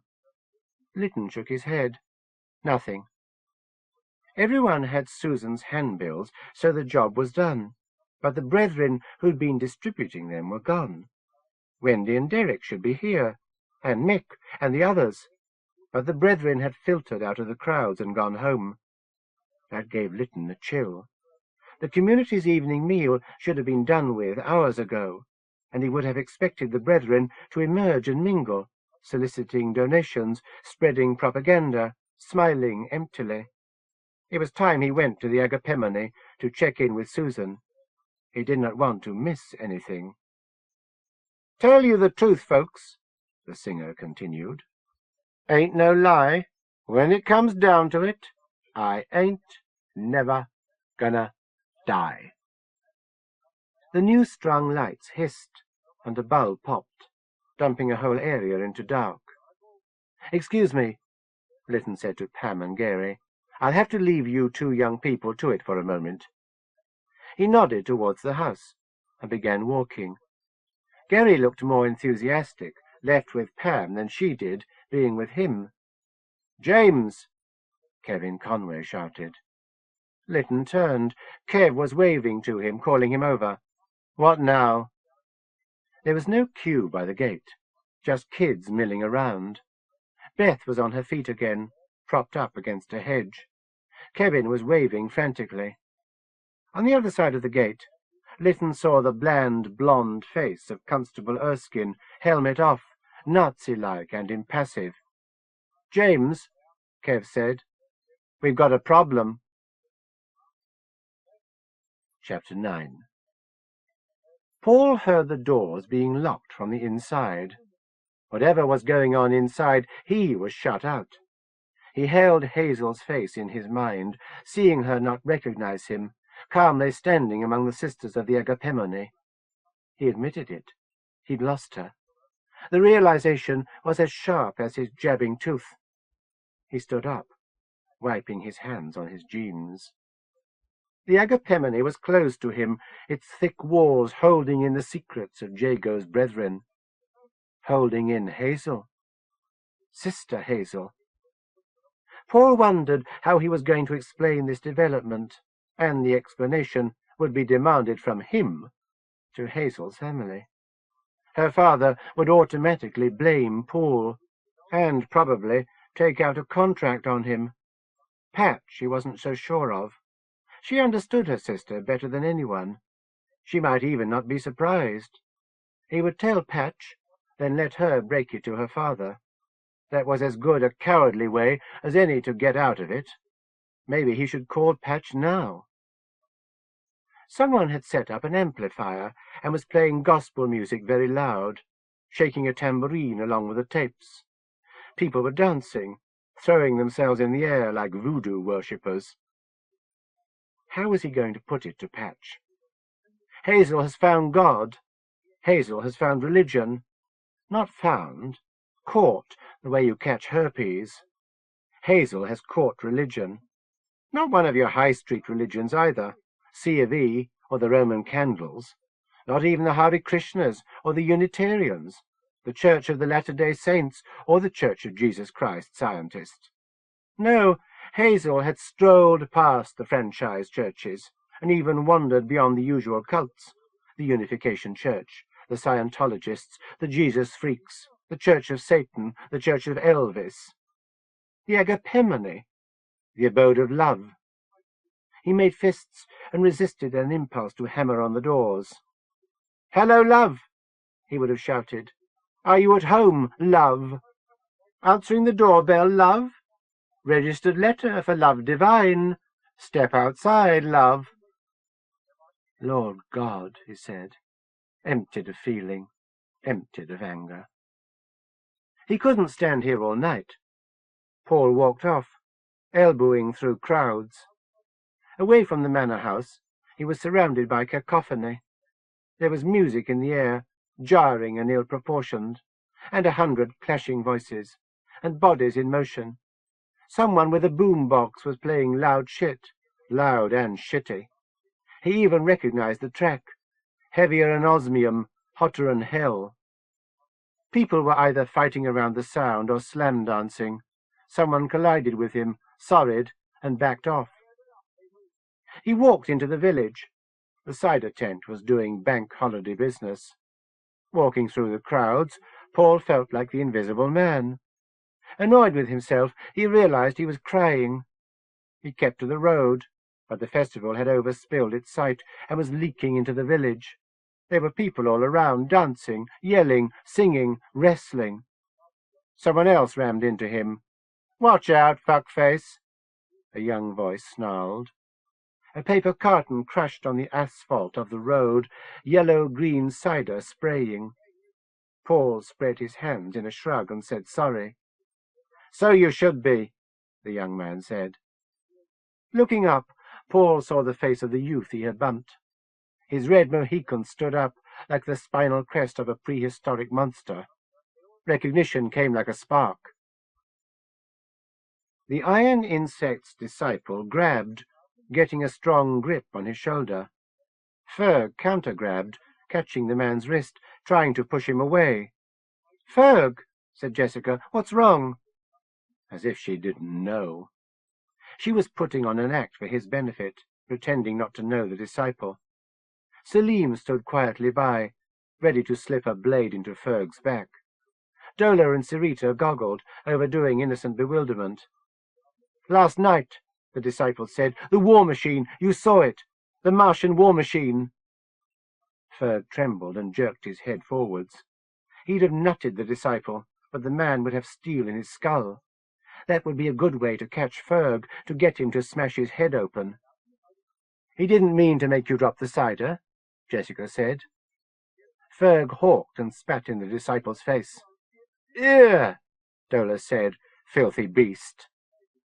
Jessica took a step back. She was out of it, letting her superior take over the fight. The disciple wiped himself with his hand, cold evil in his face. It was incredible he could pass for human. Underneath his plastic skin you could see the steel skull. His eyes were frozen crystals, machine fluid pouring out of them. "Mister, I'm sorry," Jessica said, still pretending.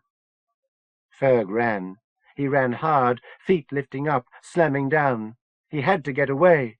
If they caught him, the iron insect would get into his brain, sucking his memories. As he ran, Paul's chest hurt. Gerald had given him a few bruises, and he wasn't used to running anyway. A 20-yard sprint to catch a bus left him with a throbbing head and pained ribs. His feet flapped, and he couldn't breathe properly. His cursed tooth twinged. He ran after Ferg, and people ran after him. The girl was following, and a couple of others. "Gangway!" he shouted at people. Mostly they'd already been pushed aside by Ferg, so he had an easier time of it. The kid was younger than him, not that much fitter, and badly spooked, and he was slowing down. "Just want to talk," he gasped, each word a knife in his lungs. They were in the village proper now. Ferg put a foot wrong and tumbled, skidding on his hands and face. He fell by the dead tree outside the pub and lay there, branched shadows across him. None of the locals or visitors in the crowded pub garden made a move to help the fallen boy. They barely noticed him, continued with their drinking. "Ferg!" Paul shouted. He reached the tree and knelt by the dazed boy, helping him sit up. Ferg had cuts on his hands and a scratch down one cheek, but wasn't badly hurt. The girl was there now. Unable to speak, she sank by the low wall of the pub garden and fought to get her puff back. There were others with her, an Indian or Pakistani boy, an old hippie, a woman with a headband. "What's wrong with Ferg?" the woman asked. Paul shook his head. "I don't know." "What did you do to him?" "Nothing." "Why chase him?" He had no easy answer. Ferg, recovered from his knock, kept his mouth shut like an arrested mafia don waiting for the mob lawyer. This close, Paul realized the boy was scared to the point of paralysis. Holding Ferg's arm, he could feel steel cord tension in him. "Ferg," the girl said. "Ferg?" Ferg looked away, face to the tree. Paul realized something else. What Ferg was terrified of. Him. Ferg looked up and saw the iron insect's limbs stretched against the sky. They were coated in gnarled wood, but unmistakable. They curled like fingers making a fist. He knew he was caught. The disciple had him. The others stood around, victorious. It was over. He might be the last human being in England. "Ferg," Jessica said, carrying on the cruel game. "What's wrong?" He waited to be changed. "He's in shock," Paul said. The girl listened to him. "Are you a doctor?" "No, I'm a PhD candidate." "Then who gives a toss what you think?" She was angry, protective. She'd hoped for someone authoritative to explain things to her. She sat by Ferg and hugged, hands curving around his face. He cringed as if she were a Martian, blood-sucking tentacles attaching to his flesh, poison-dripping mandibles tearing his skin. "Ferg?" She let go of him, hurt in her face. The boy squirmed against the ground, pulling in his arms and legs and covering his face. "Last night," Paul said, "at the fire, we saw something." "You're him," the woman said, "the man who went up the hill." "Yes." "He wouldn't talk about it," she explained. "What happened up there?" "I couldn't tell you," he lied. "I don't really know myself." The Asian boy looked disgusted and said, "You too, huh?" "Very sharp," Paul told him. "Me too. If you weren't there, you wouldn't believe me. If you were, you'd be like us. Everything has changed. You can't go home again." Up by the Agapemone, people started cheering. Din cascaded down the hill, and the cry was taken up by the people in the pub garden. A smile spread on the old hippie's face, and he joined his voice with the others. The mass emotion scared Paul further. In the moonlight, he saw the outline of the manor house, stained glass windows and multicolored pinpoints. He remembered Hazel's eyes as she failed to recognize him, as she was tugged to the chapel. The girl stood up and began to caterwaul, her joyous, mindless shout lost in the racket. The Asian boy and the hippie woman joined in.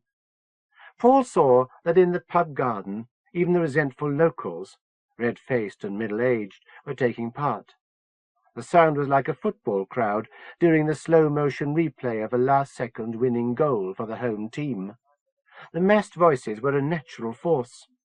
He was afraid his eardrums would burst. The people were not screaming or shouting or singing. They were not voicing recognizable words. They were opening their throats and making noise. He didn't know how many thousands of people were part of the one giant voice. But it was one sound now, impossible to shut out of his head, impossible to resist. Paul's mouth was open, and the yell was spewing out. Then he saw Ferg looking up at him, mouth shut, eyes cool, and the noise did not get past his tonsils.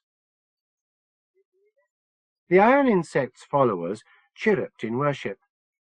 Invisible but obvious, monsters strode among the crowds, exciting commotion wherever they stepped. Ferg saw them all give in, drop the pretense. Dola was first, but the others followed almost immediately. Jessica joined in. Then Selim, Sirita, everyone. The disciple began, but stopped. And Ferg realized he was wrong. The man from the fire wasn't a disciple. He was like him, one of the holdouts, one of the last real people. The man looked at him. Ferg stood up. The noise of the iron insect's worshippers was hideous, louder than any rock concert he had ever been to, louder than a hurricane. The man's mouth opened and closed, but there was no way Ferg could have heard anything he said. He shrugged and held out his hand. The man mouthed exaggeratedly and tapped his chest. Finally, Ferg worked it out. Paul. The man was introducing himself. Paul took his hand and held fast. Among the ranks of the alien-infested, Ferg wasn't alone. He held on to Paul's hand as if it were the only fixed point in a collapsing universe. Chapter 10. Susan went with the tide, filing towards the chapel with the rest of the brethren. Inside, pain was a constant, shutting her senses down one by one. "We share love," said Karen, taking up the phrase that rustled, a meaningless wind, through the congregation. Brother Derek grinned and nodded towards the postulant. "Looks smashing, doesn't she?" Even if she shut her eyes, Susan could sense Jago. He was nearing, swelling large, blotting out all else. Beloved was the pain, a man-sized wound in her mind. In the dark of her head he stood out like a man on fire, as if her mind were a night sight sensitive to body heat. His heart burned like a candle flame. Tonight Jago's talent was active, reaching out beyond himself, dragging his followers into the world he'd made in his own image. It took all Susan's strength to hold still, not to be sucked into Beloved's vortex. Angels and demons crowded in with the brethren. Christs in the windows cried red from their wounds. According to David, Jago was a deluded talent, nothing more. With powers beyond the ordinary, like hers, and a misguided faith, he was capable of casting himself as his own holy trinity. She paused on the threshold of the chapel and looked back. The hallway stretched for 100 yards, dotted with ghosts. The floor undulated like gentle waves. Taine bolted the front doors and used the big keys in the locks. She thought of Paul shut out of the temple, and guessed he was better off. In this struggle, Hazel's boyfriend was a civilian. She was the good soldier, bound by duty. The chemicals in her brain gave her a responsibility, whether she wanted it or not. Pain burst behind her eyes, and she had to be steadied by Karen, who held her hand, squeezing. Tottering like an old woman, Susan took her place in the front pew, fighting the explosions inside her. Agony blurted out of her mouth as she coughed. Karen's hair stood out sideways. "Sorry," Susan said through pain. "Not my fault." "We share love," Karen said, smoothing her hair. The Lord God came into the chapel and strode in glory down the aisle, Mick and Taine trotting respectfully behind him. Mick was robed in white, a winged band around his forehead, a brass instrument he could not play in his hands. Symbolically, he was the angel of the last trump. Taine's ponytail was undone, hair hanging to his shoulder blades, and he wore matte black sunglasses. In Jago's fancy dress theology, the brother was Samson, strongest of the faithful. Susan looked for Hazel. Tied up inside like a knot, she knew she would have to sit through another great manifestation. Hazel was kneeling before the altar, waiting. A lamb, a kid. Oh, child, Susan thought. Child! Jenny looked at Hazel's profile and helped her fix her hands together in prayer. Hazel's face, side on, cut in half Sister Kate's, face two, making one moon face, noses meeting. Hazel's exposed eye looked at the altar, while Kate's looked at Jenny. The combined face was cross-eyed. Hazel trembled, not sure what to do. "Bow," Jenny said, kindly. Jenny's nose touched her pressed-together fingertips. Kate held the postulant's hand and stroked her back. "It'll be all right, sister love," she said. "All right," Jenny echoed. The temptation to turn to Beloved was enormous. Jenny could feel his presence as he came down the aisle. She could hear the brethren's breath held in awe. She felt the heat, saw the light. She flashed back to her own great manifestation, with Janet holding her hand, the thrill of the divine touch, the coming of the light, the acceptance into the community. Only then had she understood the name, the abode of love. She remembered Beloved's face, filling her field of vision. She remembered becoming the vessel for his love, the channel for the redemption of all. For Jenny, it had been a rebirth. The postulant was unsteady, uncertain. That was the lot of all the unsaved, confusion and despair. Soon Hazel would share in such wonders. All confusion gone, all despair past. She knew her part in the ritual, had learned the words by rote, rehearsed them when alone, poring over her school Bible. She remembered how Janet had said her piece when Jenny had been the postulant. Janet's voice had been lovely, firm, perfect. Everything about her elevation had been perfect. It was down to Jenny to give Hazel the gift that had been given to her. She drew breath, almost bursting with excitement. Kate took the veil, a transparent silk square threaded through with silver, and placed it on Hazel's face. "Look up," she said.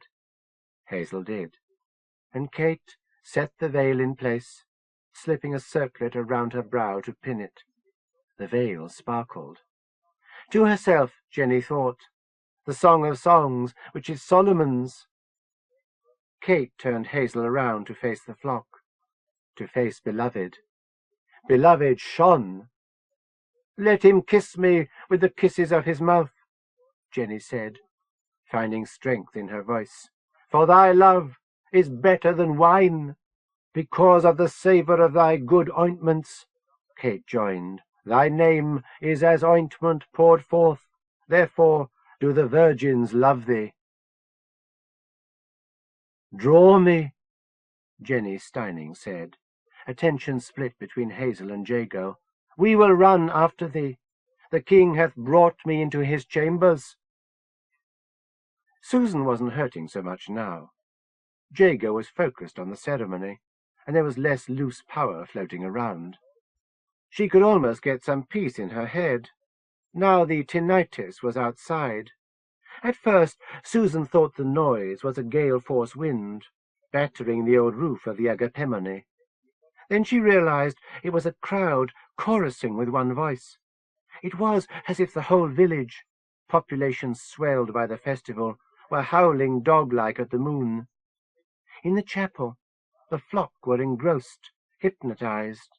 If they heard the wailing, they paid it no attention. "I am black but comely, O ye daughters of Jerusalem," Kate Caudle continued ridiculously, "as the tents of Kedar, as the curtains of Solomon." As far as Susan understood, the Song of Solomon got into the Bible by mistake. With its mix of erotic, mystic, dramatic, and twaddlesome, it was a natural cornerstone for Jago's self-serving religion. "Tell me, O thou whom my soul loveth, where thou feedest, where thou makest thy flock to rest at noon." Susan looked at Jago, rejoicing in the glory of himself. Central to his church was that he got all the good parts: the Lord God, Ezekiel, King David, John the Baptist, the Messiah. He was Lion and Lamb, Father, Son, and Holy Ghost. Handsome and dignified in Old Testament magnificence, he was now Solomon the Wise, the Young, the Virile. Beneath the embroidered robe he was naked, barefoot, to show humility. He stood, arms out, the gold and silver threads of his sleeves catching light. If things had been otherwise, Susan thought, he could have lived a perfectly useful, harmless, fulfilling life as lead guitarist of Status Quo. Slowly, solemnly, a church full of necks training to keep eyes fixed on him, Beloved ascended to his spot behind the altar, robe rippling and throwing off light. "If thou know not, O thou fairest among women," he said, words familiar, "go thy way forth by the footsteps of the flock, and feed thy kids beside the shepherd's tents." The first time, with Janet as postulant, Susan had been tempted to giggle at the nonsense about shepherds and the Queen of Sheba. But even then she'd known more or less what to expect. It had been hard not to feel sick. and since then she'd watched Jenny's elevation. Sometimes virgin blood spilled before the altar. It was a dream, and Hazel let herself go with it. It was draughty in the chapel, her skin goose-pimpled under her thin dress. Her nipples were tight, pleasant knots. The flagstones were ice under her knees. "I have compared thee, O my love," Kate said, "to a company of horses in Pharaoh's chariots. Thy cheeks are comely with rows of jewels, thy neck with chains of gold." As Kate spoke, she took a necklace from a wooden box by the foot of the altar. Hazel instinctively dipped her head, and the sister slipped the necklace over her, resting the heavy jewels on her chest. "A bundle of myrrh is my well-beloved unto me," Jenny said. "He shall lie all night betwixt my breasts." She looked up, veil clinging to her face. Everything was beautiful. Candle flames sparkled. A white face in a window shone, moon behind it. Hazel didn't understand the words, but love welled inside her, surrounding her, taking in the brethren, wafting towards the beloved presence. "Behold, thou art fair, my love," Jenny said, standing, helping Hazel up too. "Behold, thou art fair." Hazel's knees tingled after so long kneeling. Her robe, pressed into her skin, came free like a sticking plaster. Kate, made awkward by her child, stumbled, and Hazel had to put an arm around her to help her up. Together the handmaidens stood before the altar. Jenny put her head close to Hazel's and lifted her chin, raising her eyes. She saw the beloved. "Thou hast dove's eyes." Looking at him, Hazel saw it was true. His eyes were the gentle, golden, peaceful, wise eyes of doves. Behind, radiating through his robes, phantom dove angel wings spread wide, the points reaching towards the roof. "Behold, thou art fair, my beloved." This was love in the flesh. The handmaiden stepped back respectfully. She was alone before the altar, before beloved. "I am the rose of Sharon, and the lily of the valleys," Jenny continued. "As the lily among thorns, so is my love among the daughters. As the wood apple tree among the trees of the wood, so is my beloved among the sons." This was Hazel's night now.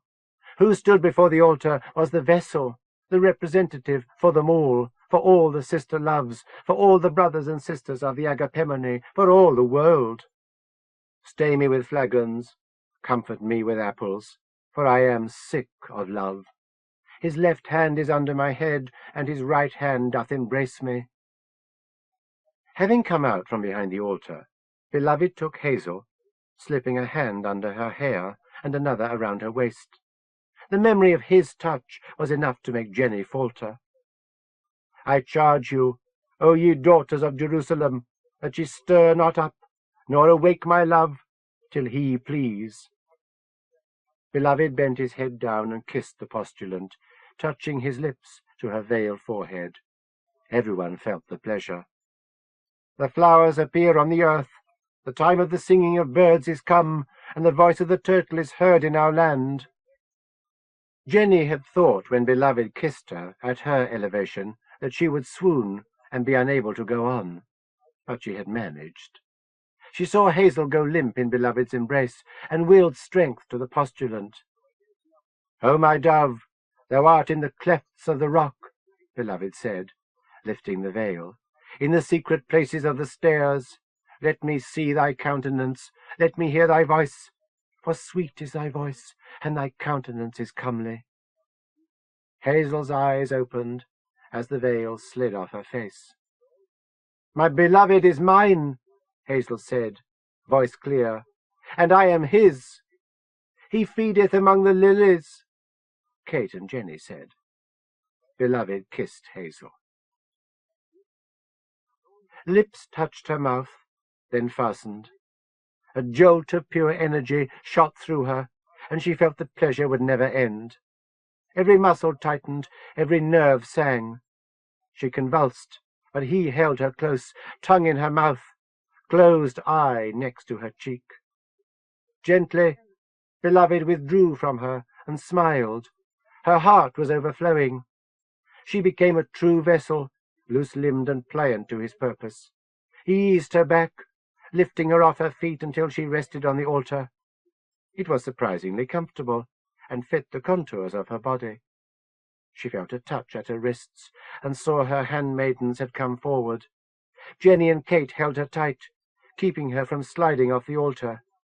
Beloved touched her body, and the light came down from heaven, entering into her. Chapter 11. In the bomb site, a ring of flame burned cold and silent. Phantom fire filled the crater like ground mist, not giving off heat. Allison recognized the fire as an aura of the earth. She experimentally dipped her hand into it and felt nothing. Mike Toad gasped, and she laughed at him. "See," she said, wiggling her fingers. "Magic." "Doesn't it hurt?" the toad asked, bending to peer into waving flames. She grabbed the back of his neck and rammed his face into the fire, holding his head under for a moment, then let him up again. "What do you think?" she asked. The boy was shaking but unharmed.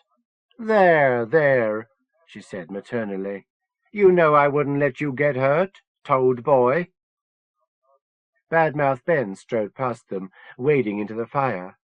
It eddied around his legs as he made for the scraped bare shingles at the clearing's center. Ben was still changing. Wendy's skin combined with his leathers so that he seemed to be wearing a poofy pink jacket, stained red in a tie-dye pattern. There were zips, straps, and pockets, all made from the sacrifice's hide. The scream of the crowd down in order was like the pounding of waves, a solid thing that would always be there. From the crest of the crater, Allison could see energy currents swirling and throbbing above the village. There were obvious focuses, a main concentration being the Agapemone. Jago, the Lord God, was at the heart of it all. Allison had been thinking about the man in the manor house, and realized he was important in the scheme. As important as Ben, or herself. He had power. Ben stood in the fire, gazing at the sky. Allison walked to him, entering the flames. Terry on all fours, scrabbling along, and Mike, frightened, fingering his unburned face, came to the fire line. Jazz, still poised, stepped in, smiled as if paddling in warm water, and walked through the flame, giggling in wonderment. She looked back at the others, still hesitating at the edge. Terry scurried into the burning circle, and the toad, giving up, followed him. Terry's back stood out of fire as he snuffled ground. Ben stood dead center, where the fire had burned out, and the ground was shining black, speckled with embers. He looked out over the moors, down to the village. She wondered how far the noise carried. To Bridgewater and Glastonbury at least, perhaps to the Bristol Channel. There were firefly headlights on all the roads, bringing more to join the festival. The cry was worship, but also welcome. Terry was on his haunches, howling along. The toad also cried out, swept away by the communion of the scream. He took off his hat and tossed it high into the sky. It spun like a flying saucer and sailed off into the woods. The toad was laughing, his noise lost in the greater noise. He played an invisible guitar, one hand stuck above his shoulder, fingering chords, the other worrying his groin. Terry rolled over in the fire and kicked his arms and legs into the air, shaking his back against the ground, scratching for fleas. Jazz was fascinated by the flame. She lay down and let it wash over her, feeling its painless flicker. Allison dipped a hand into a flame. Her flesh tingled, but there was no hurt. The fire was an echo, a ghost. She raised her hand, and threads of flame ran like mercury in her palm. She drank the fire and swallowed. She felt nothing. Terry and the Toad were part of the crowd, mouths open, adding their voices to the yell. But Alison and Ben were quiet, enveloped by noise but not a part of it. Jazz was spared too. Alison realized the London girl had a part to play, and was ready. Jazz sat up, wiping scraps of flame off her face with ring-knuckled fingers, and paid attention. Ben was facing the two girls, fire in his eye sockets. He began to unzip and unbuckle his jacket, unfastening straps on sleeves, belly and chest, loosening Wendy's leftover skin from his own body as he had removed it from hers. His jaw dropped, and a voice came, cutting through the scream. Not Ben's voice, but a voice speaking through him, pouring out of his burned skull like milk from a jug. It was a cool charm of a voice, and wrapped around Alison like a gentle snake. She felt the voice in her breasts, in her belly, in her clit, in her eyes. "Behold, thou art fair, my love. Thou hast dove's eyes within thy locks. Thy hair is a flock of goats that appear from Mount Gilead." Alison saw Jazz was affected too. She crawled on all fours, arse moving from side to side through the flames. She felt a pang of possessiveness for Ben, but knew she shouldn't question the higher purpose. There was enough for everyone. The voice continued, meaningless but seductive. "Thy lips are like a thread of scarlet, and thy speech is comely. Thy two breasts are like two young roes that are twins, which feed among the lilies." The voice entered into her, loving her, fucking her. "Thou art all fair, my love. There is no spot in thee." She was at Ben's feet now, face to his polished boots, abasing herself, loving herself, hating herself. To attain perfection, one must first become nothing. "Thou hast ravished my heart, my sister, my spouse. Thou hast ravished my heart with one of thine eyes." Jazz was beside her, writhing against the shingles. They both kissed the biker's boots, tasting dirt on leather. The boots were overcooked pork, hard and crusted, crackling over bloody meat. Ben dropped his jacket and peeled his T-shirt from his burn-tattooed chest. Alison and Jazz caressed his legs as he freed his belt from its skull buckle and unbuttoned his fly. He skinned his trews over eaten-away hips. "How fair is thy love, my sister, my spouse! How much better is thy love than wine, and the smell of thine ointment than all spices!" Ben took the girls by their chins and pulled them upright. Alison trembled at his grip, bone fingertips biting her cheeks. Ben brought them close to him, their faces touched his chest. Alison felt his ribs through papery skin, heard the beat of his heart. "Thy lips, O my spouse, drop as the honeycomb. Honey and milk are under thy tongue." Ben let them go, and they straightened, looking at him and each other. At that moment, Alison loved Jazz, but was prepared, at a nod from Ben, to kill her. That might be a part of the ritual. She didn't know. "The garden enclosed is my sister, my spouse." His glance wandered between their faces, and Alison knew she would be chosen. The worst of it was past. Jazz helped her lie down, kneeling and taking her head and shoulders into her lap, stroking her hair. Behind the London girl, flames rose higher, enclosing them like a wall. Faces stood out of the fire like masks. Mike Toad and Terry. Ben kicked off his boots and trousers and knelt between Alison's legs, his prick stabbing her dirty denim thighs. "Spikenard and saffron, calamus and cinnamon, with all trees of frankincense, myrrh, and aloes." Jazz's hands locked with Alison's, and they clutched tight. The scream was all around, a background to the voice that sounded in her head. The scream was in the fire. She could see the moon through Ben. He was fading again, thinning without his clothes. Much of his flesh had come away with his leathers, and his skeleton was visible through the transparent stuff of his body. The fire gave him a glow, but made his bones stand out black against orange. "Awake, O north wind, and come, thou south! Blow upon my garden, that the spices thereof may flow out." Ben thrust forwards and melted into Alison, phantom pricks spearing her cunt, face pressing against hers and passing into her head, body lying heavy for a second, then sinking through her ribs. Alison was bloated, incorporating what was left of Ben into her own flesh. Her clothes bit into her. She fought Jazz, but was held down. She kicked the ground, huge belly ballooning, legs like tree trunks. Then she was shrinking again, clothes easing up. Her stomach writhed, but shrank. Her bones, stretched and cramped, fell back into their proper places. The prick snug in her cunt turned inside out, and with a nerve-pinching thrill, she knew she had absorbed all Ben's power. She opened her mouth, feeling cold night air in her gullet, and shrieked her pleasure. They were together, in the same space. In her mind, she felt his last moments, seeing a younger Wendy, head-shaved, watching with hate as flame gnawed him. She screamed again, a scream ripped from her, passing into Jazz like a sword. Alison saw her own face bent over her, felt a red-hot wire tight around her throat.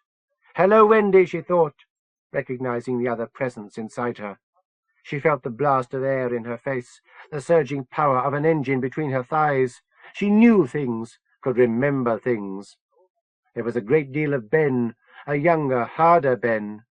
But she had also taken in Wendy, with a hard focus on her time with Ben. They had fucked, Alison was shocked to discover, and a suggestive fog for before and after.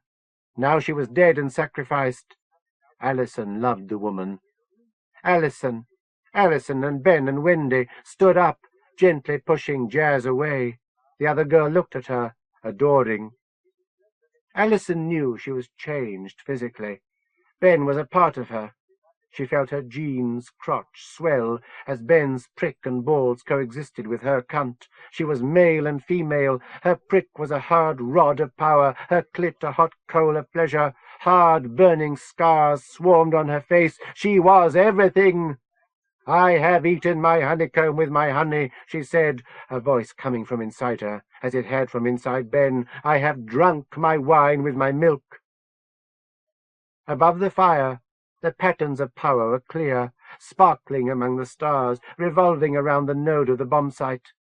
Terry and the Toad were out of the flames, too, faces full and glowing, as if they'd absorbed fire.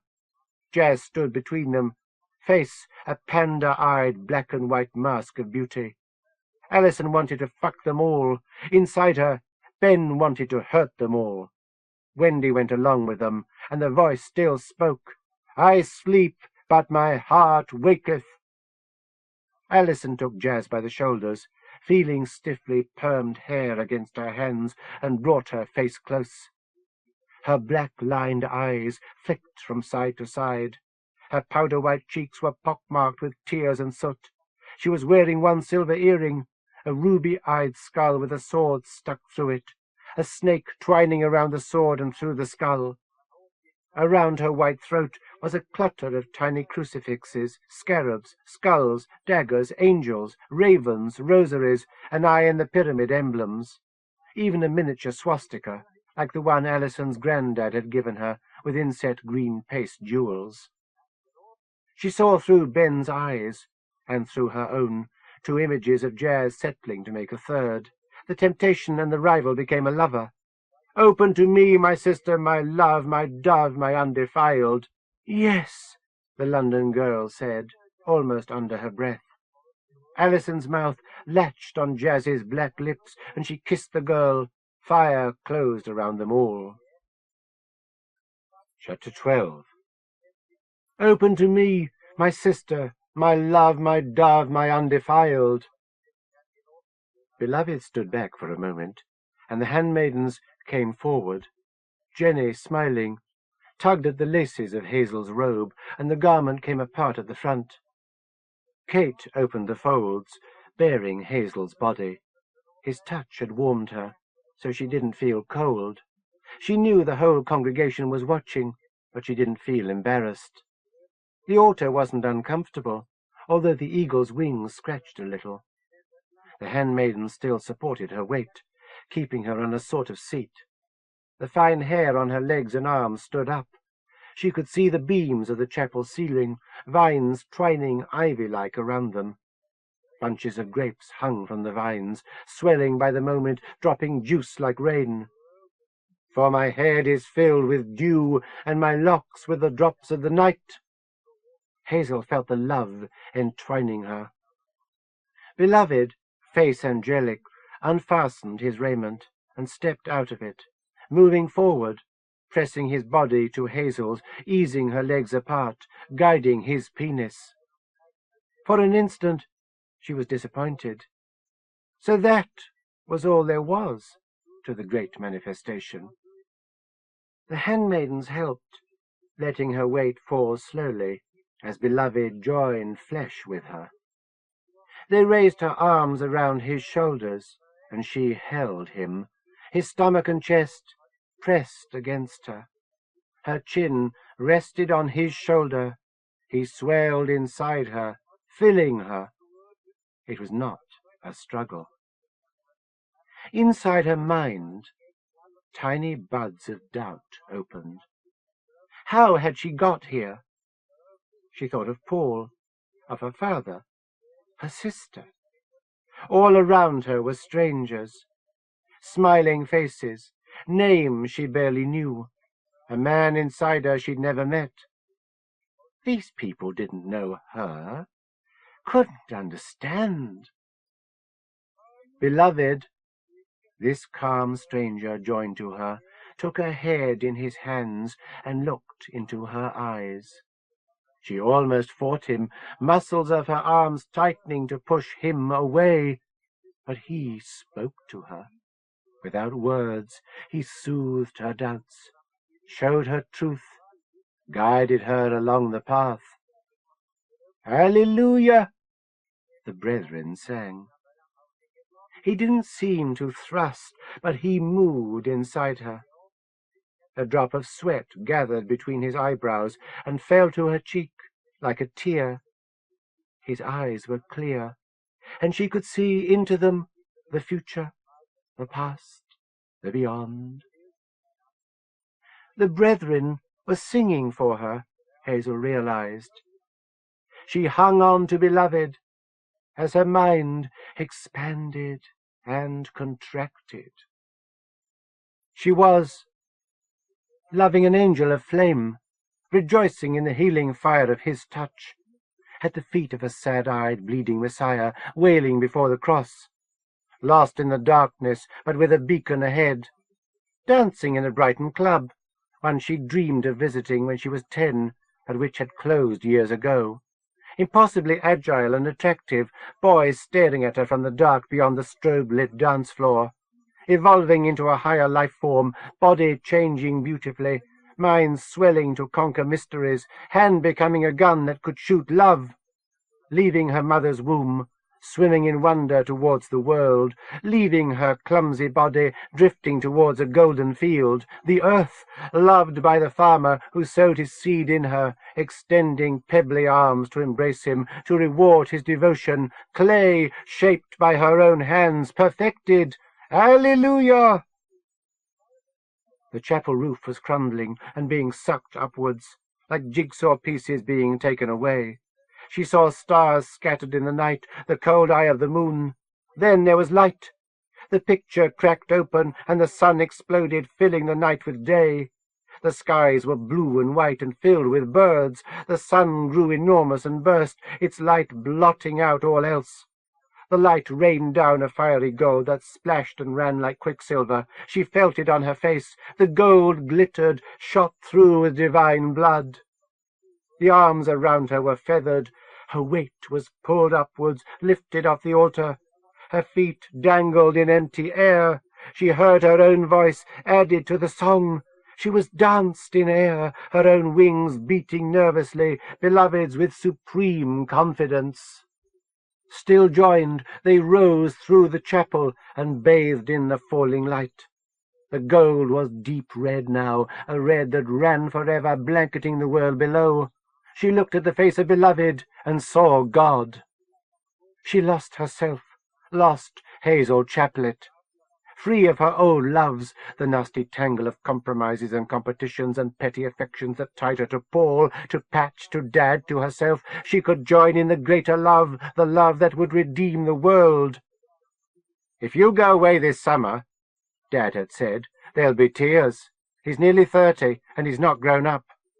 "I have to go away sometime," she'd said back, seeing an escape from the quiet, thickly carpeted house.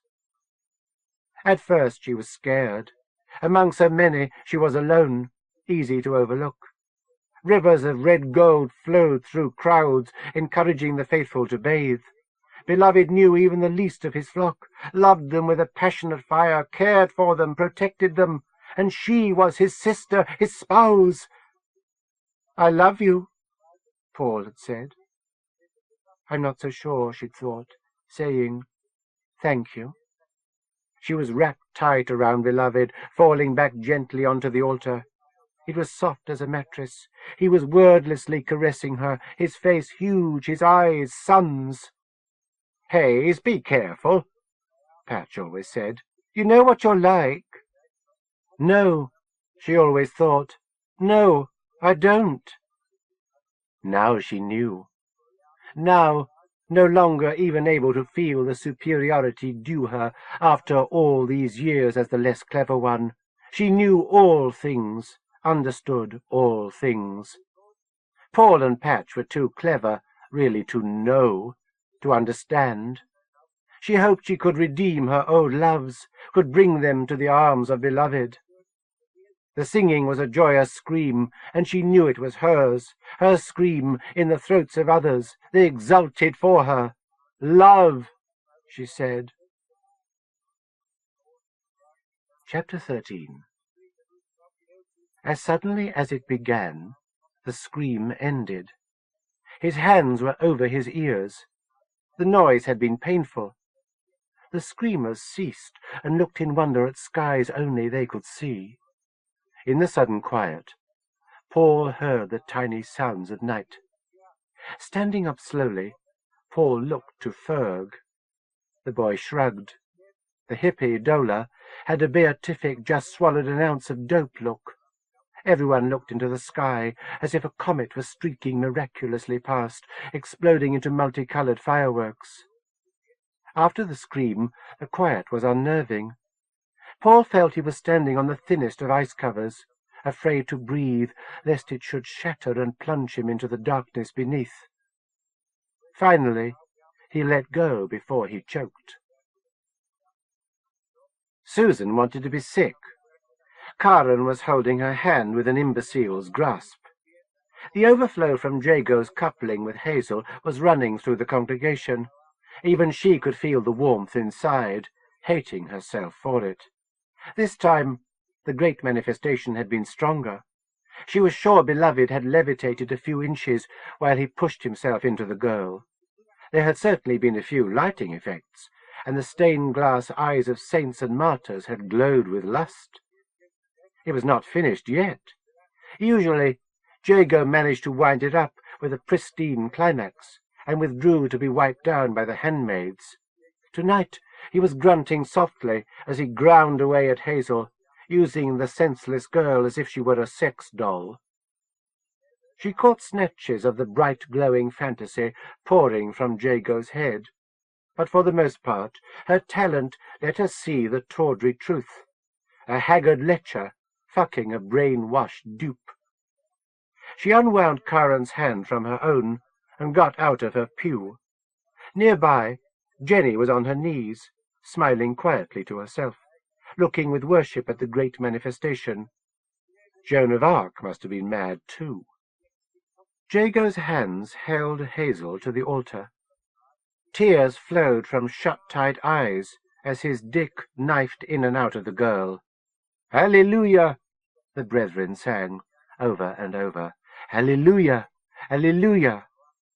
It wasn't even Jago's fault. He was mad because his people wanted him to be, begged him to be. Letting him play out his messiah fantasies was a way of keeping his talent caged. God knows, it wasn't easy living with what they had in their heads. Chemicals in the brain. Sometimes the talent felt like an alien parasite, edging out the original occupant of the body, taking over. Inside, there was probably a shred of the real Jago. Susan walked to the aisle, where Mick had stripped Murray Law and was trying to penetrate the mindless woman, begging for a response, crying out in his own agony. Cindy and Philip were spooning, hands held, teenagers in the back row of the stalls. Derek, without Wendy for once, was on his knees, praying, adoring, shoulders shaking. Sister Kate was stroking her pregnancy. Pain and happiness mingled in her face. Their eyes all flashed gold and red as the spirit moved them. Useless, Susan accused herself. All her talent, all her powers, all the things that made her Witch Susan, nothing had helped. "I'm sorry," she said, looking at Hazel's slumped, sleeping face. It was stifling in the chapel, and her robe was sticky, scratchy. Mick squirted semen on Murray Law's belly, never having managed to get inside. He fell, sobbing on the woman. Reviving a little, she stroked his back, needle marks purple on her skin. Susan stepped around them and walked towards the doorway. She decided, no matter what might come down from the ministry, from David, no matter what James advised, she'd end this. She looked at Jago, sensing he was nearly through, and his eyes bolted open. For the first time, Beloved, confused and questioning, saw Susan, recognized her for what she was. In this moment, he wanted more than anyone else for her to do what she could. Then, his face red, he began to shake, and light erupted all around. In her arms, Jazz trembled like a bomb on the point of exploding. Allison held her tight. Ben and Allison stabbed into Jazz, sinking through their stretched, taut clothes. The fires burned on all sides. Allison felt Badmouth Ben flowing out of her, bursting from their male-female loins, struggling to be born again. Jazz's head had worked a depression in the shingles, and her hair was a shaggy ruin, sharp stones clinging to her goth perm like ornaments to a Christmas tree. Even through Jazz's clothes and her own, Allison could feel heat building up in her, feel the searing where their flesh met. The girl's mouth was open, and she was sucking in fire. It flowed like a reverse film into Jazz's mouth and nostrils, ears and eyes. Jenny shared love. Beloved had chosen well. Hazel was truly a sister of the Agapemone. She was transported to her own great manifestation and sang in joy. For a moment, she was Hazel and Janet and Marie-Laure and Wendy. They were one person, a female embodiment of love. Then she was herself again, weak from ecstasy, unable to stop babbling. A stage of her elevation was over. It had been very special, very tempting, very rewarding. But now Hazel was the sister love, and she must step back, be truly a handmaiden, truly one of the sisters. Humbly, she bowed her head. There was light all around. Everything was changed. In the Keogh cottage, Lytton held tight to the banisters. The screaming had stopped, and the house no longer shook as if in an earthquake. The madness had lasted a few minutes at most. Draper had ignored the whole thing, mind fixed on the corpse at the top of the stairs. "He's not been dead long," Draper explained. "And we caught this young bugger slipping out, pockets full of silver candlesticks. He might as well have been wearing a striped jersey, a mask, and a black beret, carrying a bag marked swag. He had over 300 notes on him. Where'd a no-no like our Edward get that unless he was pilfering? But... He couldn't complete the thought. The whole village had just screamed, Lytton included. He didn't know why, but he'd screamed with the rest, clinging to Danny Keogh's banister and shouting like a dying man. He hadn't been the only one. Teddy had screamed too, and the black constable. He was afraid even Danny Keogh, stiff on the landing, had joined in. Now it was over. His ears weren't used to it. Everything sounded like the scream. "This is serious, of course," Draper shouted. In her dream, Hazel was happier than she'd ever been. She was on the beach at Brighton. The sun was tropical, the sea bluer than the summer sky. Paul was there, laughing and joking, and her parents holding hands as they paddled, and Patch, with her faceless boyfriend, big glasses on, not reading a book.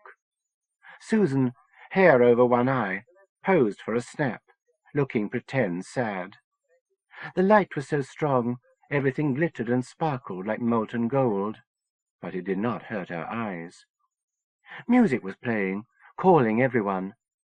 An open-top double-decker bus, bright red, drove along the seafront, party-goers singing and dancing on the exposed deck. Everyone was around her, laughing, smiling, stroking. She was in love, but not with anyone in particular. Just in love.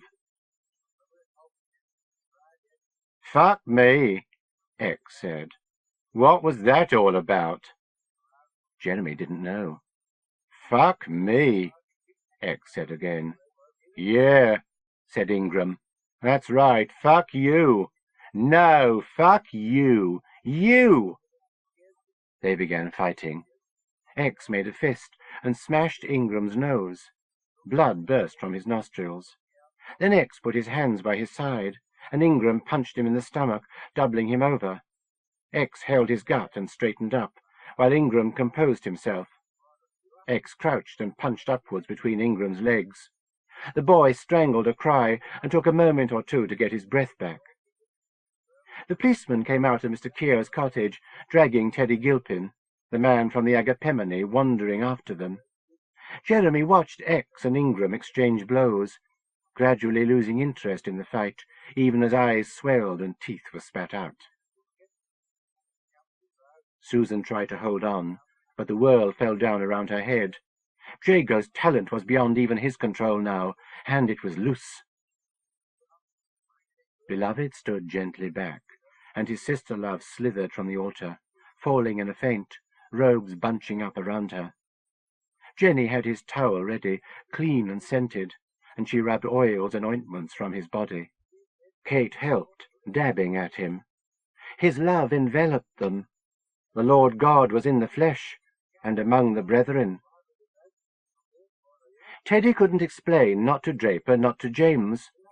Constable Erskine held his arm up behind his back as school bullies sometimes did, giving him a wrench every minute or so, just to remind him how close he was to pain.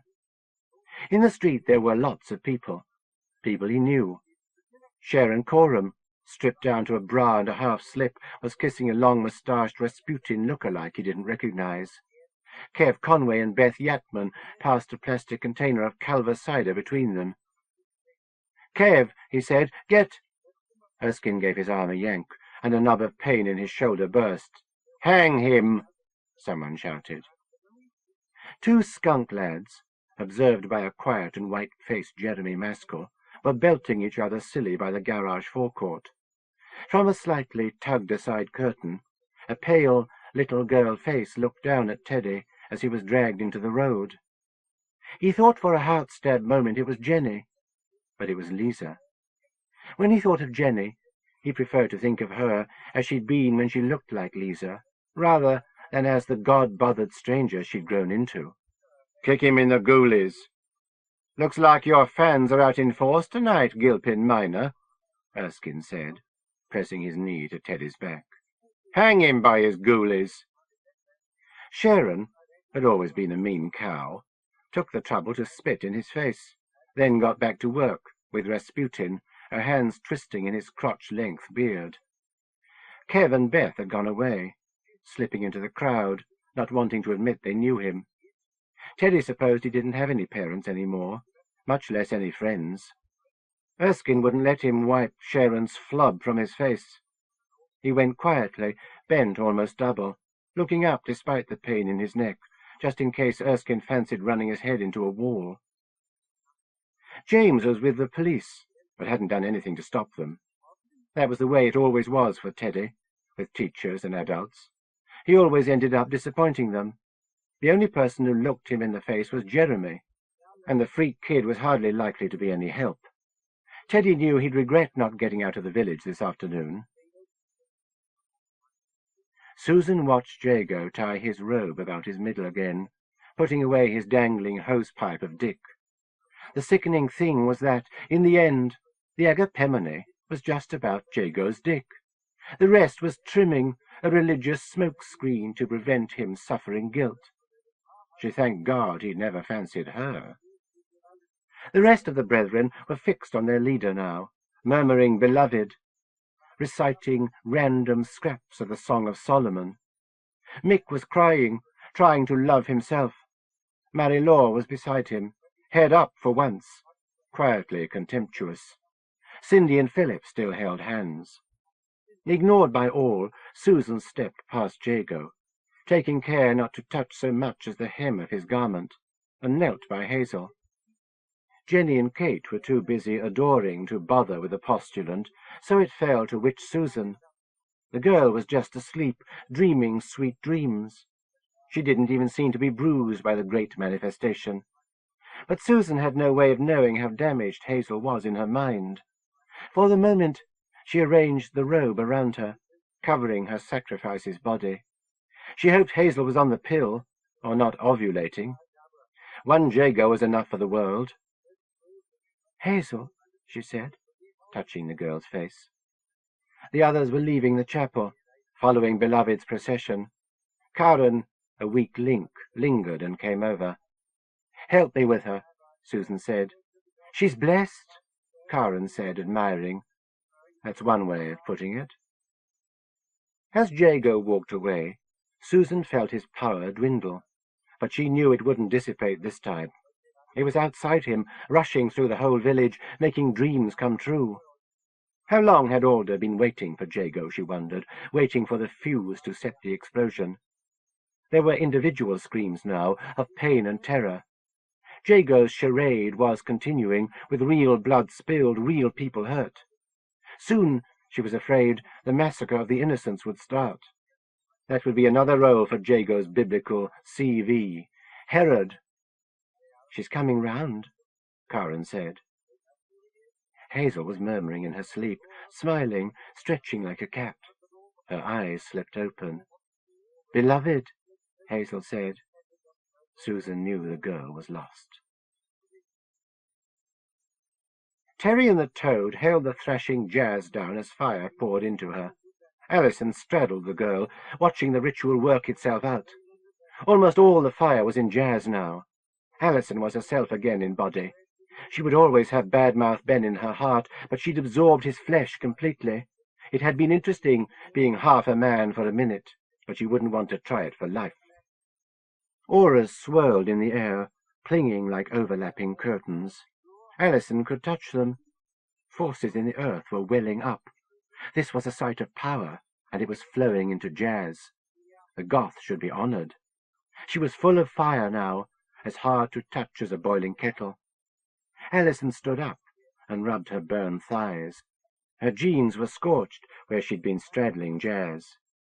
Terry and the Toad kept their grips on the girl's wrists, smoke pouring through their fingers as they yelped with pain.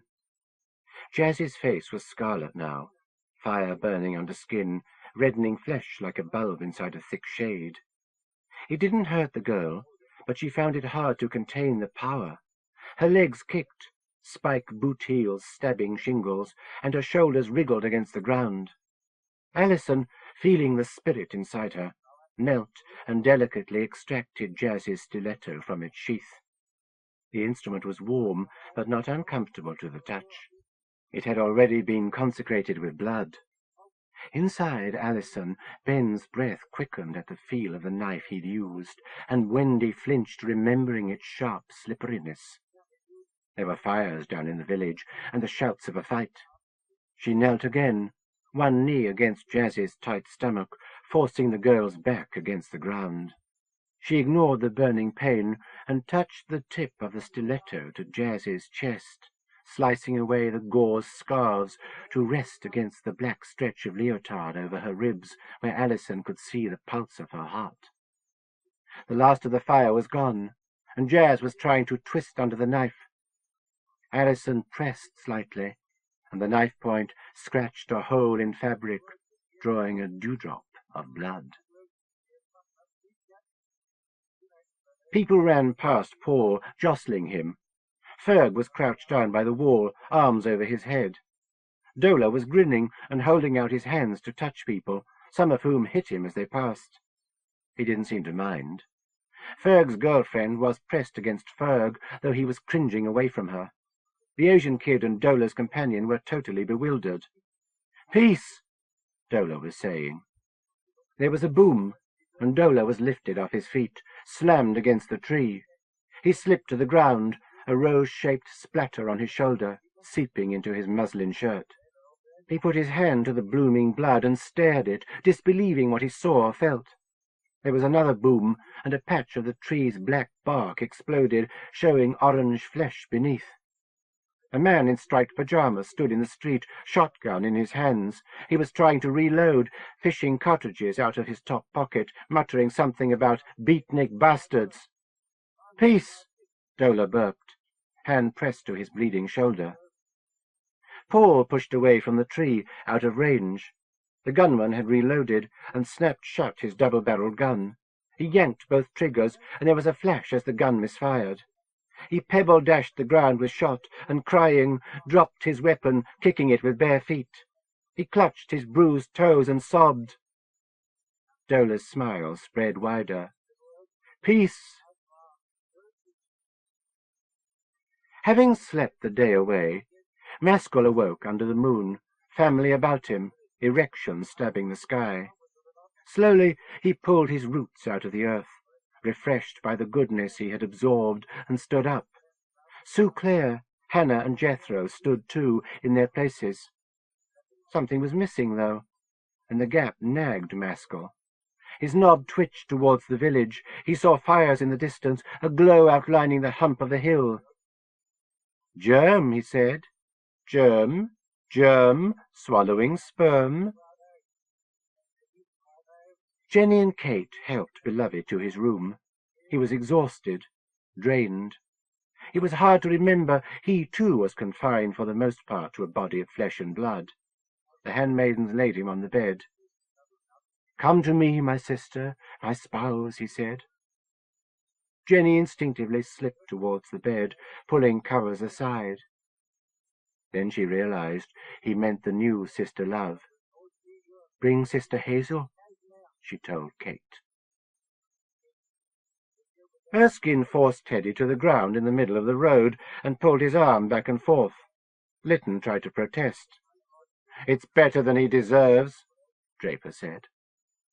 There was an audience for all this, shouting advice.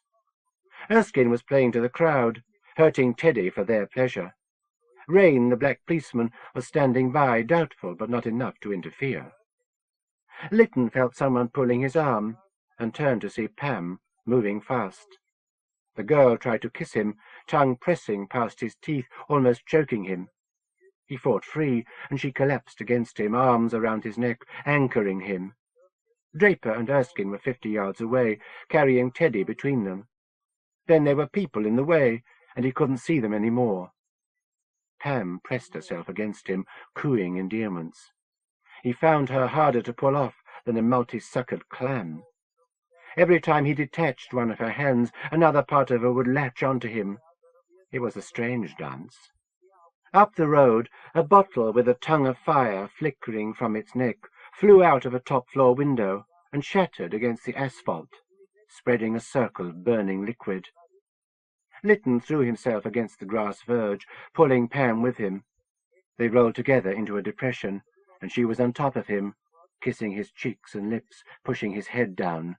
For a moment he thought of giving in. Then he fought again. Kate came for the postulant, and Susan didn't fight to keep her. Hazel, floating and smiling, was easily led away. Before she went to Beloved, she said, "We share love," and Susan had wanted again to be sick. With Karen, she watched Hazel and Kate go upstairs. "When the festival is over," Karen announced. "I'm leaving." "We're all leaving," Susan said. "When the festival's over, it'll all be over." She promised herself. X and Ingram were on their knees, faces and fists dripping, breathing like old men, barely able to inflict each blow, taking longer and longer to work up to the next one. Jeremy was huddled behind the tires. There was a fire in the road. Fights were going on. The man from the Agapemone had been fighting with a red-haired girl in a shallow ditch. He had won his fight and was staggering off. The dry grass of one verge was on fire. Whatever had happened to Daddy had happened to other people. Some of them were even changing. A scary clown stalked past, double-joined legs like stilts, exaggerated face, not makeup or a mask. Jeremy knew there was no point in running away. He would just be bringing attention to himself. Ingram was lying down now, feebly trying to get up. X joined his hands over his head in victory, then fell forwards onto his friend. In their heap they lay. From out of nowhere, Lisa Steining appeared in a nightie. She pulled his hair, making him ouch, and ran off into the dark, slippers flapping. That was the last thing he would put up with. He scrambled out of his nest of tires and ran after Lisa's filmy nightie. She was only a girl. When he caught up, he'd smack her face until she bled and kick her until she cried. Jessica tried to cuddle him, but Ferg battered her off. She was turning into a whining hag. The invisible invaders had landed, and he heard them clumping through the village. He saw dents in the road where they trod, weight cracking the tarmac, crushing the cat's eyes. Everyone was panicking. They would come for him and Paul soon. Hazel lay down beside Beloved, content and complete. At last she belonged. She was loved for herself as she was, not for someone else's idea of her. She was too happy to sleep. Alison knew she'd done what she had to. She put the stiletto back in its sheath on Jazz's hip and stood. The small tear over the girl's heart expanded, pinpoint of blood glowing like molten metal. The tiny bubble was the focus of the fire. She took Terry's hand and Mike Toad's and led them back. They stood at the crest of the crater, watching Jazz. She convulsed, face bright red, casting her own light. The blood bubbled so bright it was hard to look at. Jazz was swallowing her own aura. Susan looked down the hallway and lashed out with her mind. Panels on either side of the door exploded into fragments, which burst outward in a shower. The frames smoked, and she felt petty satisfaction with her destructive potential. Karen goggled at her. "Abracadabra," she said, bitterly. Lisa's nightie stood out, blonde hair streaming down it, as the small shape ran. Jeremy knew he could catch her, even if she did try to get lost in the crowd. Lisa pushed through a gate into the pottery, and Jeremy followed. The Bleaches had a big garden. He remembered it from a barbecue his parents had taken him to. Lisa had teased him and kicked him when no one was looking. He'd been sent home early for throwing orange juice over her party dress, and she'd huddled giggling with Hannah as Daddy, angry, carted him off to a smacking, no supper, and an early night. It was dark in the garden, but he still saw the nightie. Lisa was heading up the hill, but had slowed down. She was too weedy to want to run all the way to the top. Jeremy was getting a stitch. Lisa stopped still and turned to look back. He imagined her tongue poked out. "I'll get you," he said to himself. He ran up to her, slowing down, making fists. She walked towards him, and dread struck him down. The blonde wig came loose and was thrown away. The nightie was shucked. He found himself looking at the vacant, drooling face of the evil dwarf, and his bladder gave way.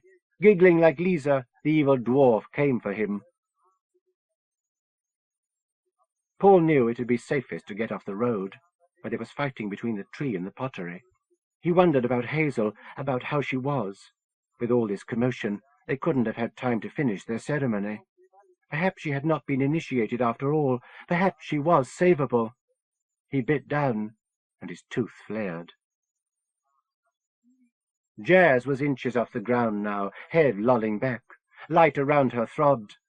Alison saw the blood bubble burst inwards and tried to look away. It was a sudden explosion of darkness, sucking everything into a tiny spot. There was a crack and a violet discharge that hurt her eyes.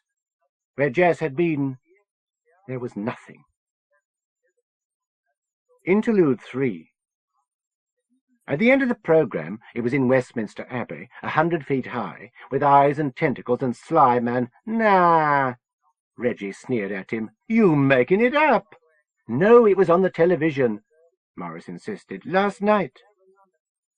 The boys were out on the wetlands, bored. It was August, school weeks away. Reggie was 2 years older, and his dad worked on the farm. The Major didn't really like him playing with Reggie, and he sometimes wondered himself why he put up with the bulky, sulky, bullying boy.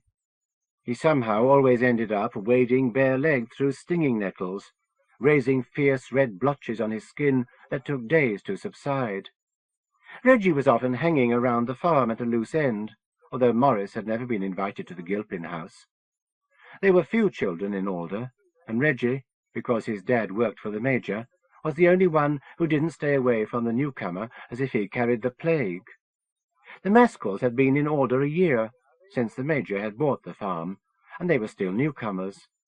Morris's father liked it that way, believing it important that everybody knew their place. The rich man in his castle, he explained, the poor man at the gate. He made them high and lowly, and ordered their estate. The Major liked to stride around the farm, Quirt at his side, making sure everything and everyone was in their place. "Television," Reggie said, spitting a lump at a cow flop. "Load of rubbish, boy." "No," Morris said patiently. "The monster was real. I saw it." He had too, just before the names of the actors came up, and the eerie music he couldn't whistle sounded out, sending a chill straight to the base of his spine. Lying awake last night, with his torch on under the bedclothes, he had decided the Quatermass experiment was the scariest monster to which he'd ever been exposed. It was worse than the silver robot in The Day the Earth Stood Still, worse than the Nazi war criminals Yank Steining had told him about, worse than the werewolves in the American comics his father had burned. It sat there in the rafters of the Abbey, writhing and dripping. Next week would be the last episode, and Morris thought he wouldn't be able to get a real night's sleep until it had been transmitted and the world was put to rights. He imagined the monster frozen in the Abbey for a week, waiting for Professor Quatermass to come and put it in its place. Next week he hoped the professor would find some way of destroying the monster, and the world would be saved. If not, then it would be the end of all things, and everyone would be turned into tentacled, many-eyed monstrosities. It was too dreadful to think about. No one would know their place then, because there wouldn't be places any more, or people to know them. Where'd thick bleggy monster come from then? The spaceman turned into the monster. Remember the spaceman? Reggie sneered. Morris had been explaining all summer what was happening with Professor Quatermass and the spaceman. Professor Quatermass was a scientist, brisk and dedicated, and he took no nonsense from the soldiers and politicians who got in his way. The soldiers reminded Morris of the Major, snapping orders and not paying attention, sure everything was in its place while the world disappeared under writhing slime. Reggie pretended he wasn't interested in Professor Quatermass, but when Morris finished the explanation of this week's installment, he always asked questions, digging for extra details. When the cactus got into the spaceman, he turned into a giant cactus monster. With they tentacles? Yes, Morris said, lots of tentacles. The only time Reggie Gilpin had seen television was the coronation, when the Major had invited everyone in the village to watch the great event on their receiver. Morris's parents had the only set in Alder. That day, the vicar and the other farmers had a party afterwards. All the children had stared well into the evening at the bubbly screen with its fuzzy little people. Morris had been bored rigid by the coronation, which was just people talking and wandering in and out of Westminster Abbey. If there was going to be anything in Westminster Abbey, He preferred it to be 100-foot-high monster from outer space. A herd of cows milled around in the field, stupidly chewing grass, full udders sloshing. Reggie's dad had been working steadily over the past few weeks, stringing up wires in the fields. Yank Steining, an American who had come over for the war, helped out, wearing thick cowboy gloves and talking like Tim Holt. Morris always wondered when Yank, who'd married Anne Starkey, would saddle up and ride on like Tim Holt, vanishing over the horizon on a horse, wandering to the next town for the next adventure. Reggie's father and Yank had done a thorough job, but the wires were pretty useless fences. A cow could easily knock one down. A series of iron poles held up the wire, which was 2 feet off the ground, but it wasn't sagging, and they were already sinking at funny angles into the wet ground. The Major had told him not to mess around with the wires, or else he'd get hurt. Morris knew what that meant. Whenever he did anything his father told him not to, he got hurt. The Major kept his quirt, which was like a tasseled riding crop, with him all the time. He'd used the quirt in the Far East during the war. When Morris wouldn't go to bed, or broke anything, or talked back, his father would tell him to drop his shorts and underpants and bend over. Then he would strap him across the back side with the quirt, always 10 times. It certainly hurt. Did they cactus come from outer space? No, the hospital where they put the spaceman when he came back ill. Sounds stupid to me. Morris didn't quite understand how the cactus and the spaceman had become combined in the monster. I suppose it was the radiation. Like they bomb buggers? Morris nodded. Yes, atomic radiation.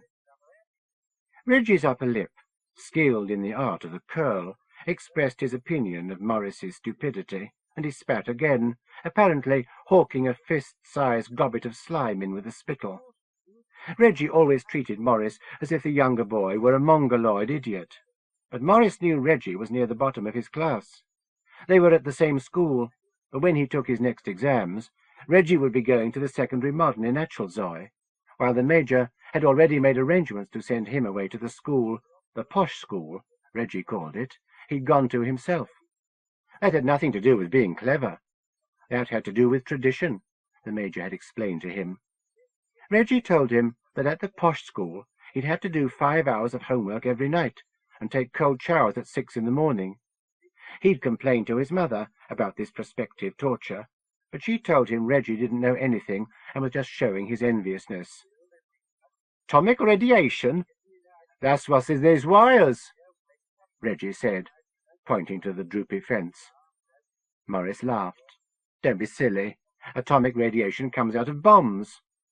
"Weren't no bomb got they bloody spacey man bugger." That was true, he couldn't deny. That was outer space radiation. Same difference. Morris was impatient, unable to explain to Reggie why he was stupid.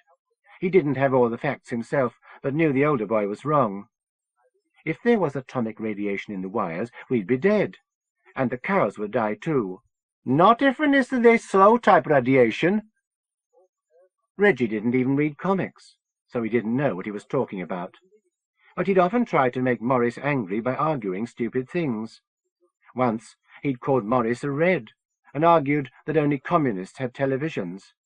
How else were they supposed to get their orders from Stalin in Russia if it wasn't through the television? They were quite near the wires, nearer than Morris's father had said he should go. Up close he could see the wires weren't nailed to the iron posts, but strung into little loops at the top of each. He thought he could hear humming. Morris felt itchy. He wanted to piddle, but the Major had told him not to relieve himself in public. When he was younger, he'd wet the bed a few times, and his father had made him lie in it until it was dry, then quirted him. In the Far East, the Major had been an officer prisoner of war, and had to keep up discipline in the camp. He had stories about troublemakers and slackers who let the side down, and how he'd brought them into line. He had medals and a letter from an important general commending him for spirit and bravery. He didn't tolerate indiscipline in the ranks, and came down hard on it. But when Yank Steining saluted him, he got red-faced and angry, accusing the American of being disrespectful. Yank had been in the war too, and had medals to prove it. He hadn't been a prisoner, though. He'd loaded bombers at the airfield in Acknowledgements. The Major wouldn't want Morris to piddle in the field. Still, he had drunk most of a bottle of pop this morning and not been to the lavatory. He could feel the pop in his bladder, pressing to get out. "You can hear they radiating," Reggie said. "Don't be silly. It's just a fence, that's all. One touch, and you'll be a pile of they ashes." This was another of Reggie's stupid arguments. Morris could tell. Like the time he said the bomb site was haunted by the ghost of a German parachutist who'd come in the war. Or his attempt to convince Morris that Danny Keogh limped because he had a wooden leg the army had given him. He had persuaded Morris to stick a pin into Danny's leg to disprove that story. That had been worth 20 strokes of the quirt, with Danny watching quietly while his father did the business. "It's just wire." "Prove it," Reggie said quietly. "Father says I'm not to touch it." Reggie's sneer was out loud, a laugh of victory. "See, 'tis bloody atomic. Then your red daddy knows it." "No, I'm just not to touch it." "Then don't touch it. Just cluck, cluck, cluck, chicken." "But it's not atomic." The wire looked harmless, a dead line hanging like an old skipping rope. It could be jumped over or crawled under. Cows would trample it soon enough, and they wouldn't be turned to ash.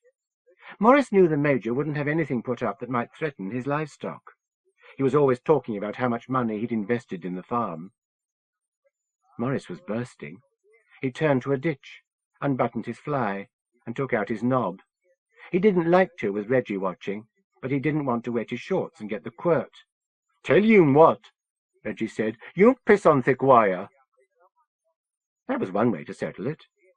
His knob in his hands, Morris waddled over to a place where the wire sagged almost to his knees. He aimed and let go. The stream of piddle missed the wire, but he brought it closer until it touched. There was a steaming crackle, and the worst pain Morris had ever experienced shot through his knob. Sense shocked out of him, he collapsed. Part 6. Chapter 1. This could turn into a rock-and-roll riot, even a disaster of tabloid headlines for 6 months, hospital visits from the Prime Minister proportions. The pre-festival bacchanal was turning into ragged scuffling.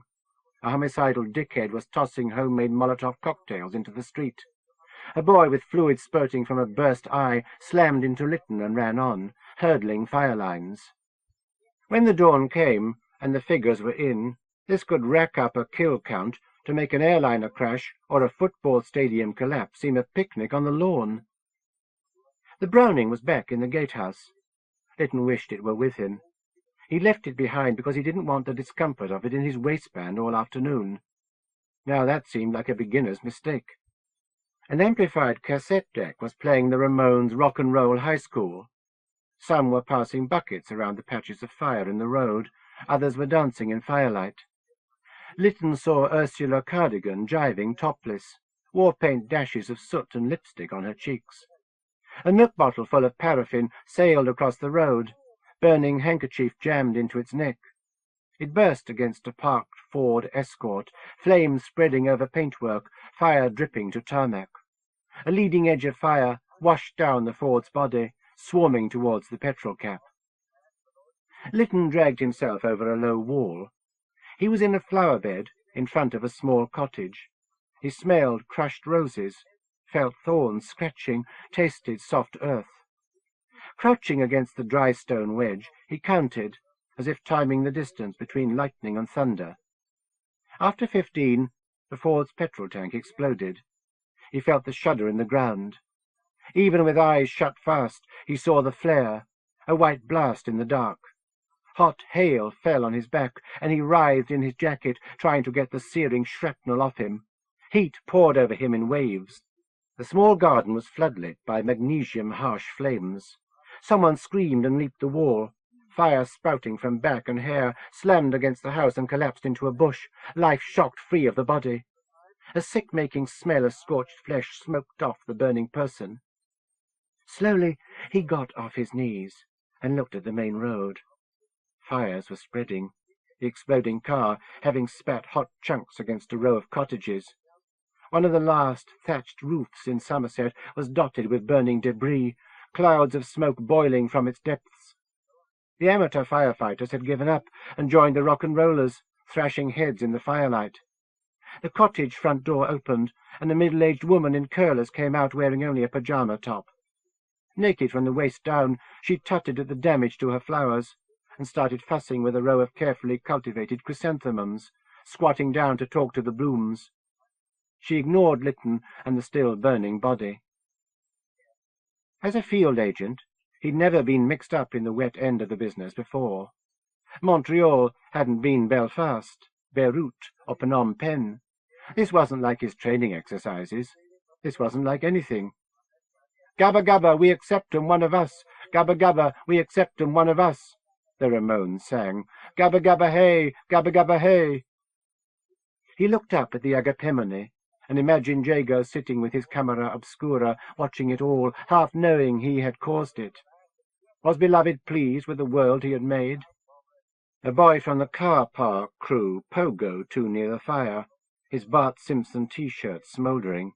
He bopped harder, scraping at his burning chest with his hands, screeching, lost in the music. He slam-danced into others, spreading fire. People danced in the flames now, shaking heads and hips like damned souls. The cassette player was burning too, its music snapped off. New music, new sounds flooded in to fill the gap. There was a heavy metal bass, overlaid with screaming and the crackle of flames.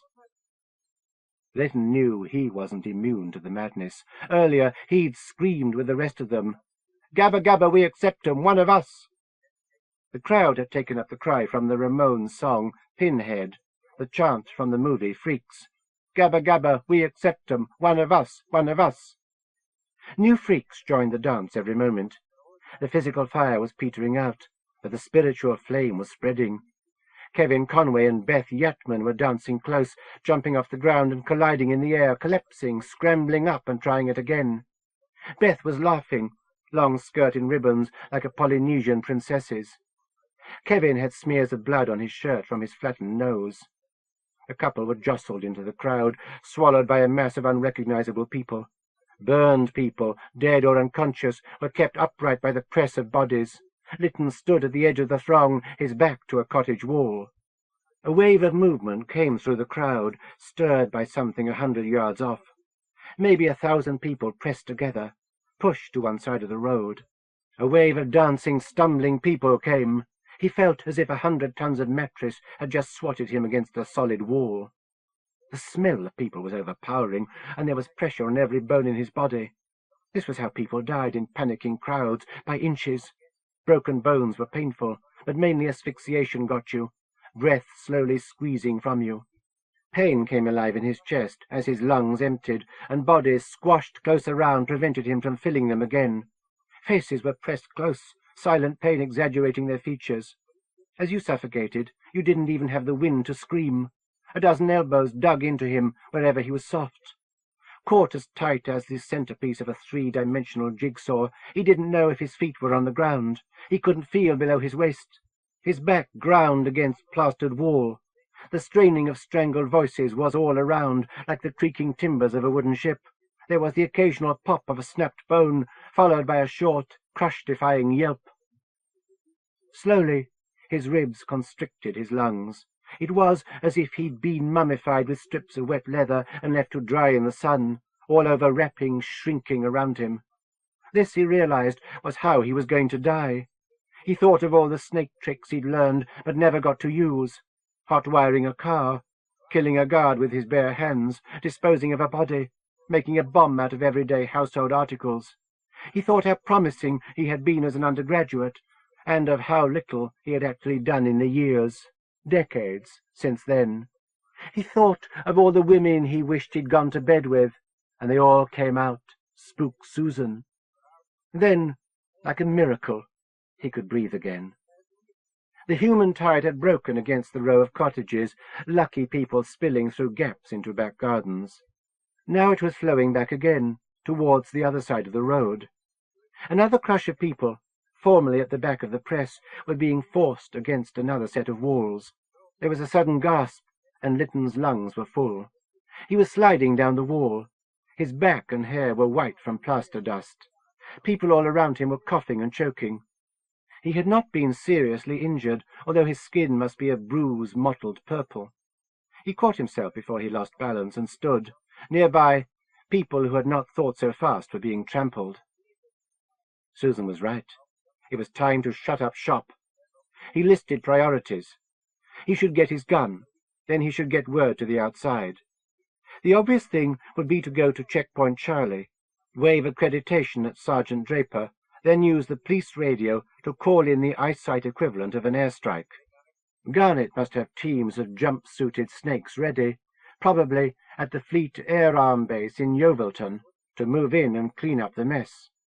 The country had had enough disasters and terrorist atrocities since Lockerbie and Hillsborough to give doctors and troops experience in damage limitation.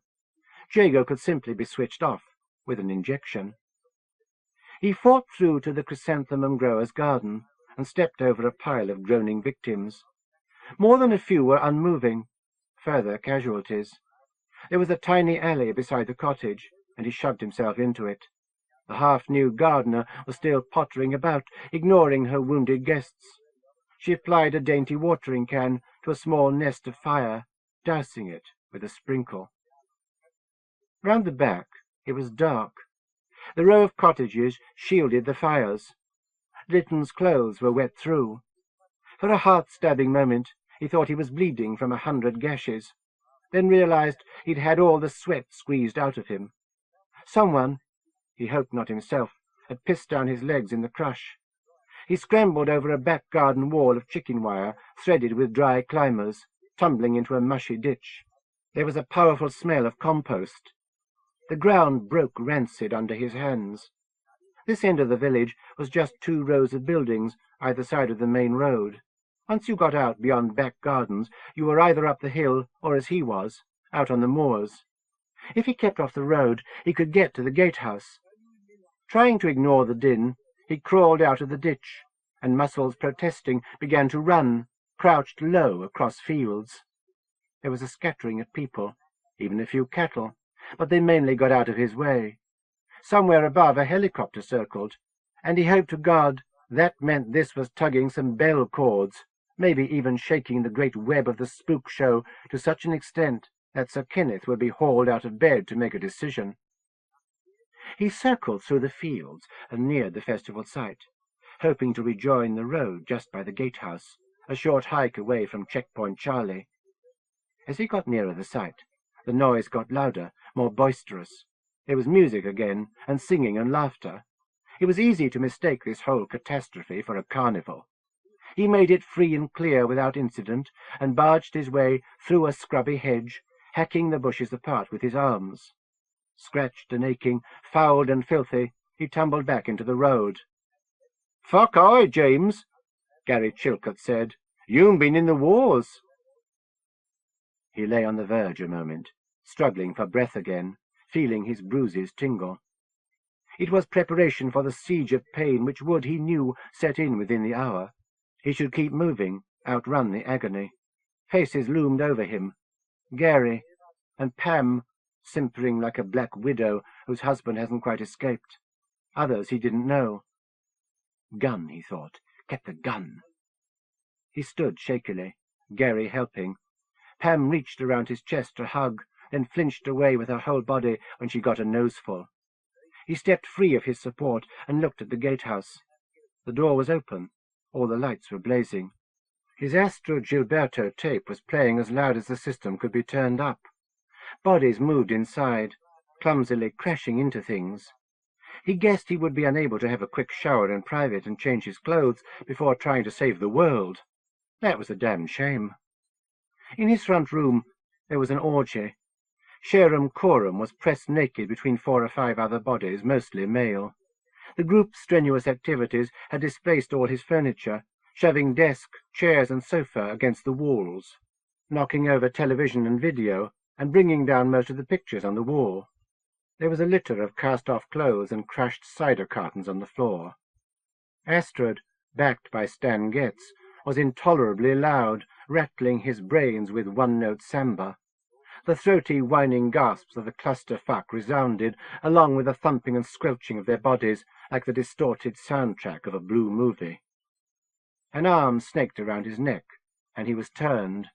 Pam, overcoming her distaste, put her face to his. As she hugged, his pain went into overdrive. He was choking, ribs popping out of alignment. The girl's hand slipped into his fly and groped for his penis. Pam licked his chin and playfully bit him. For an eternal second he had the thrill of an incipient erection, and lost purpose. He wanted to join the blue movie, to lose himself in the scrambled flesh, to work his way towards a climax which would blow off the top of his head. He would join with Pam, Sharon, the others. They'd become a carnal pool, fucking forever, squirting defiance in the dark. Perfume stung his nostrils, seeping in behind his eyes. Pam's tongue touched his earlobe, warm and wet. A shot of agony from his wrenched back killed arousal, and a gulp of nausea rose in his throat. Finding a pressure point, a snake trick at last, he gripped Pam and pushed the girl away from him. She looked at him, blossom of fear in her eyes, and stepped back. He made a fist and clipped her on the chin to put her out of it. He knew where the knockout button was and struck perfectly. But this was not an academic exercise, and she was not dropped immediately senseless. Sergeant Perry, his instructor, would have given him a fail. Pam's head lifted and banged against the door jamb, and groggy, she fell out of the gatehouse, a puppet with half her wires snipped. She was on her knees, shaking her head, curling into a fetal ball. He would have preferred a clean stun, but that would have to do. "Sorry," he said. The desk was up on two legs against a wall. Unlocked drawers spilled onto the floor, adding their contents, pens, pins, and paperclips to the mess. Part of the cluster began to scream in noisy orgasm. The pistol was in the one locked drawer, and the key was in the mica-bleached teapot on the windowsill. Only the teapot, along with the potted cactus and the wind-up plastic alligator with which it had shared the sill, was broken in the ruin under the bodies. The carpet swirled like a giant water lily under the cluster, trailing bits and pieces in its folds. Lytton tried to find even the smashed pieces of ceramic, but couldn't. The cluster rolled over, a new team in ascendance, and like a group of wrestling amoebae unstuck themselves, then reformed in a new alignment, to begin the sweat, sperm, and saliva slick churning all over again. A black girl, abnormally long tongue, attached like an umbilical sucker to the belly-button of a bald man, was on top of the cluster. Stuck to her back was the key. It was pressed between her scything shoulder blades, stuck fast by gummy fluid. The bald man was Stan Budge, die-hard enemy of the hippie invasion. Budge was being penetrated by a blue-tattooed white youth, and his red penis was shoved into one mouth or another. The arrangement was generating an odorous heat that made the small front room a greenhouse. Lytton stepped close and leaned over. Sharon looked up at him from the bottom, teeth bared, but didn't see anything. Her eyes were clouding over, and she was sucking in air through the ring of her mouth. Lytton plucked the key from the black girl's back and backed away from the cluster. It rolled towards him like a juggernaut, legs kicking, arms flailing, genitalia pumping. Pulsing like a complicated organ, it tore itself apart and came together again. There was blood in with the other sticky stuff. He wondered if the cluster was literally fucking itself to death. Apart from Sharon, who was obviously the queen of dangerous sex, none of the components were visibly enjoying themselves. He shoved the key into the drawer lock, twisting it so hard it bent as it worked. As he pulled the drawer open, the Browning slid down the sloping bottom. Picking up the gun, feeling its grip in his hand, Lytton felt whole again, as if he were drawing strength from the weapon. He relished its weight for a moment, then shoved it into his deep right hip pocket. Leaving the cluster to wear itself out, he left the gatehouse. Pam, feeling her wonky chin, was sitting on the grass, skirt rode up until it was essentially a belt. She looked at him, hurt. "Sorry," he said again, and loped off towards Checkpoint Charlie. By his watch, it was just around midnight. Chapter 2.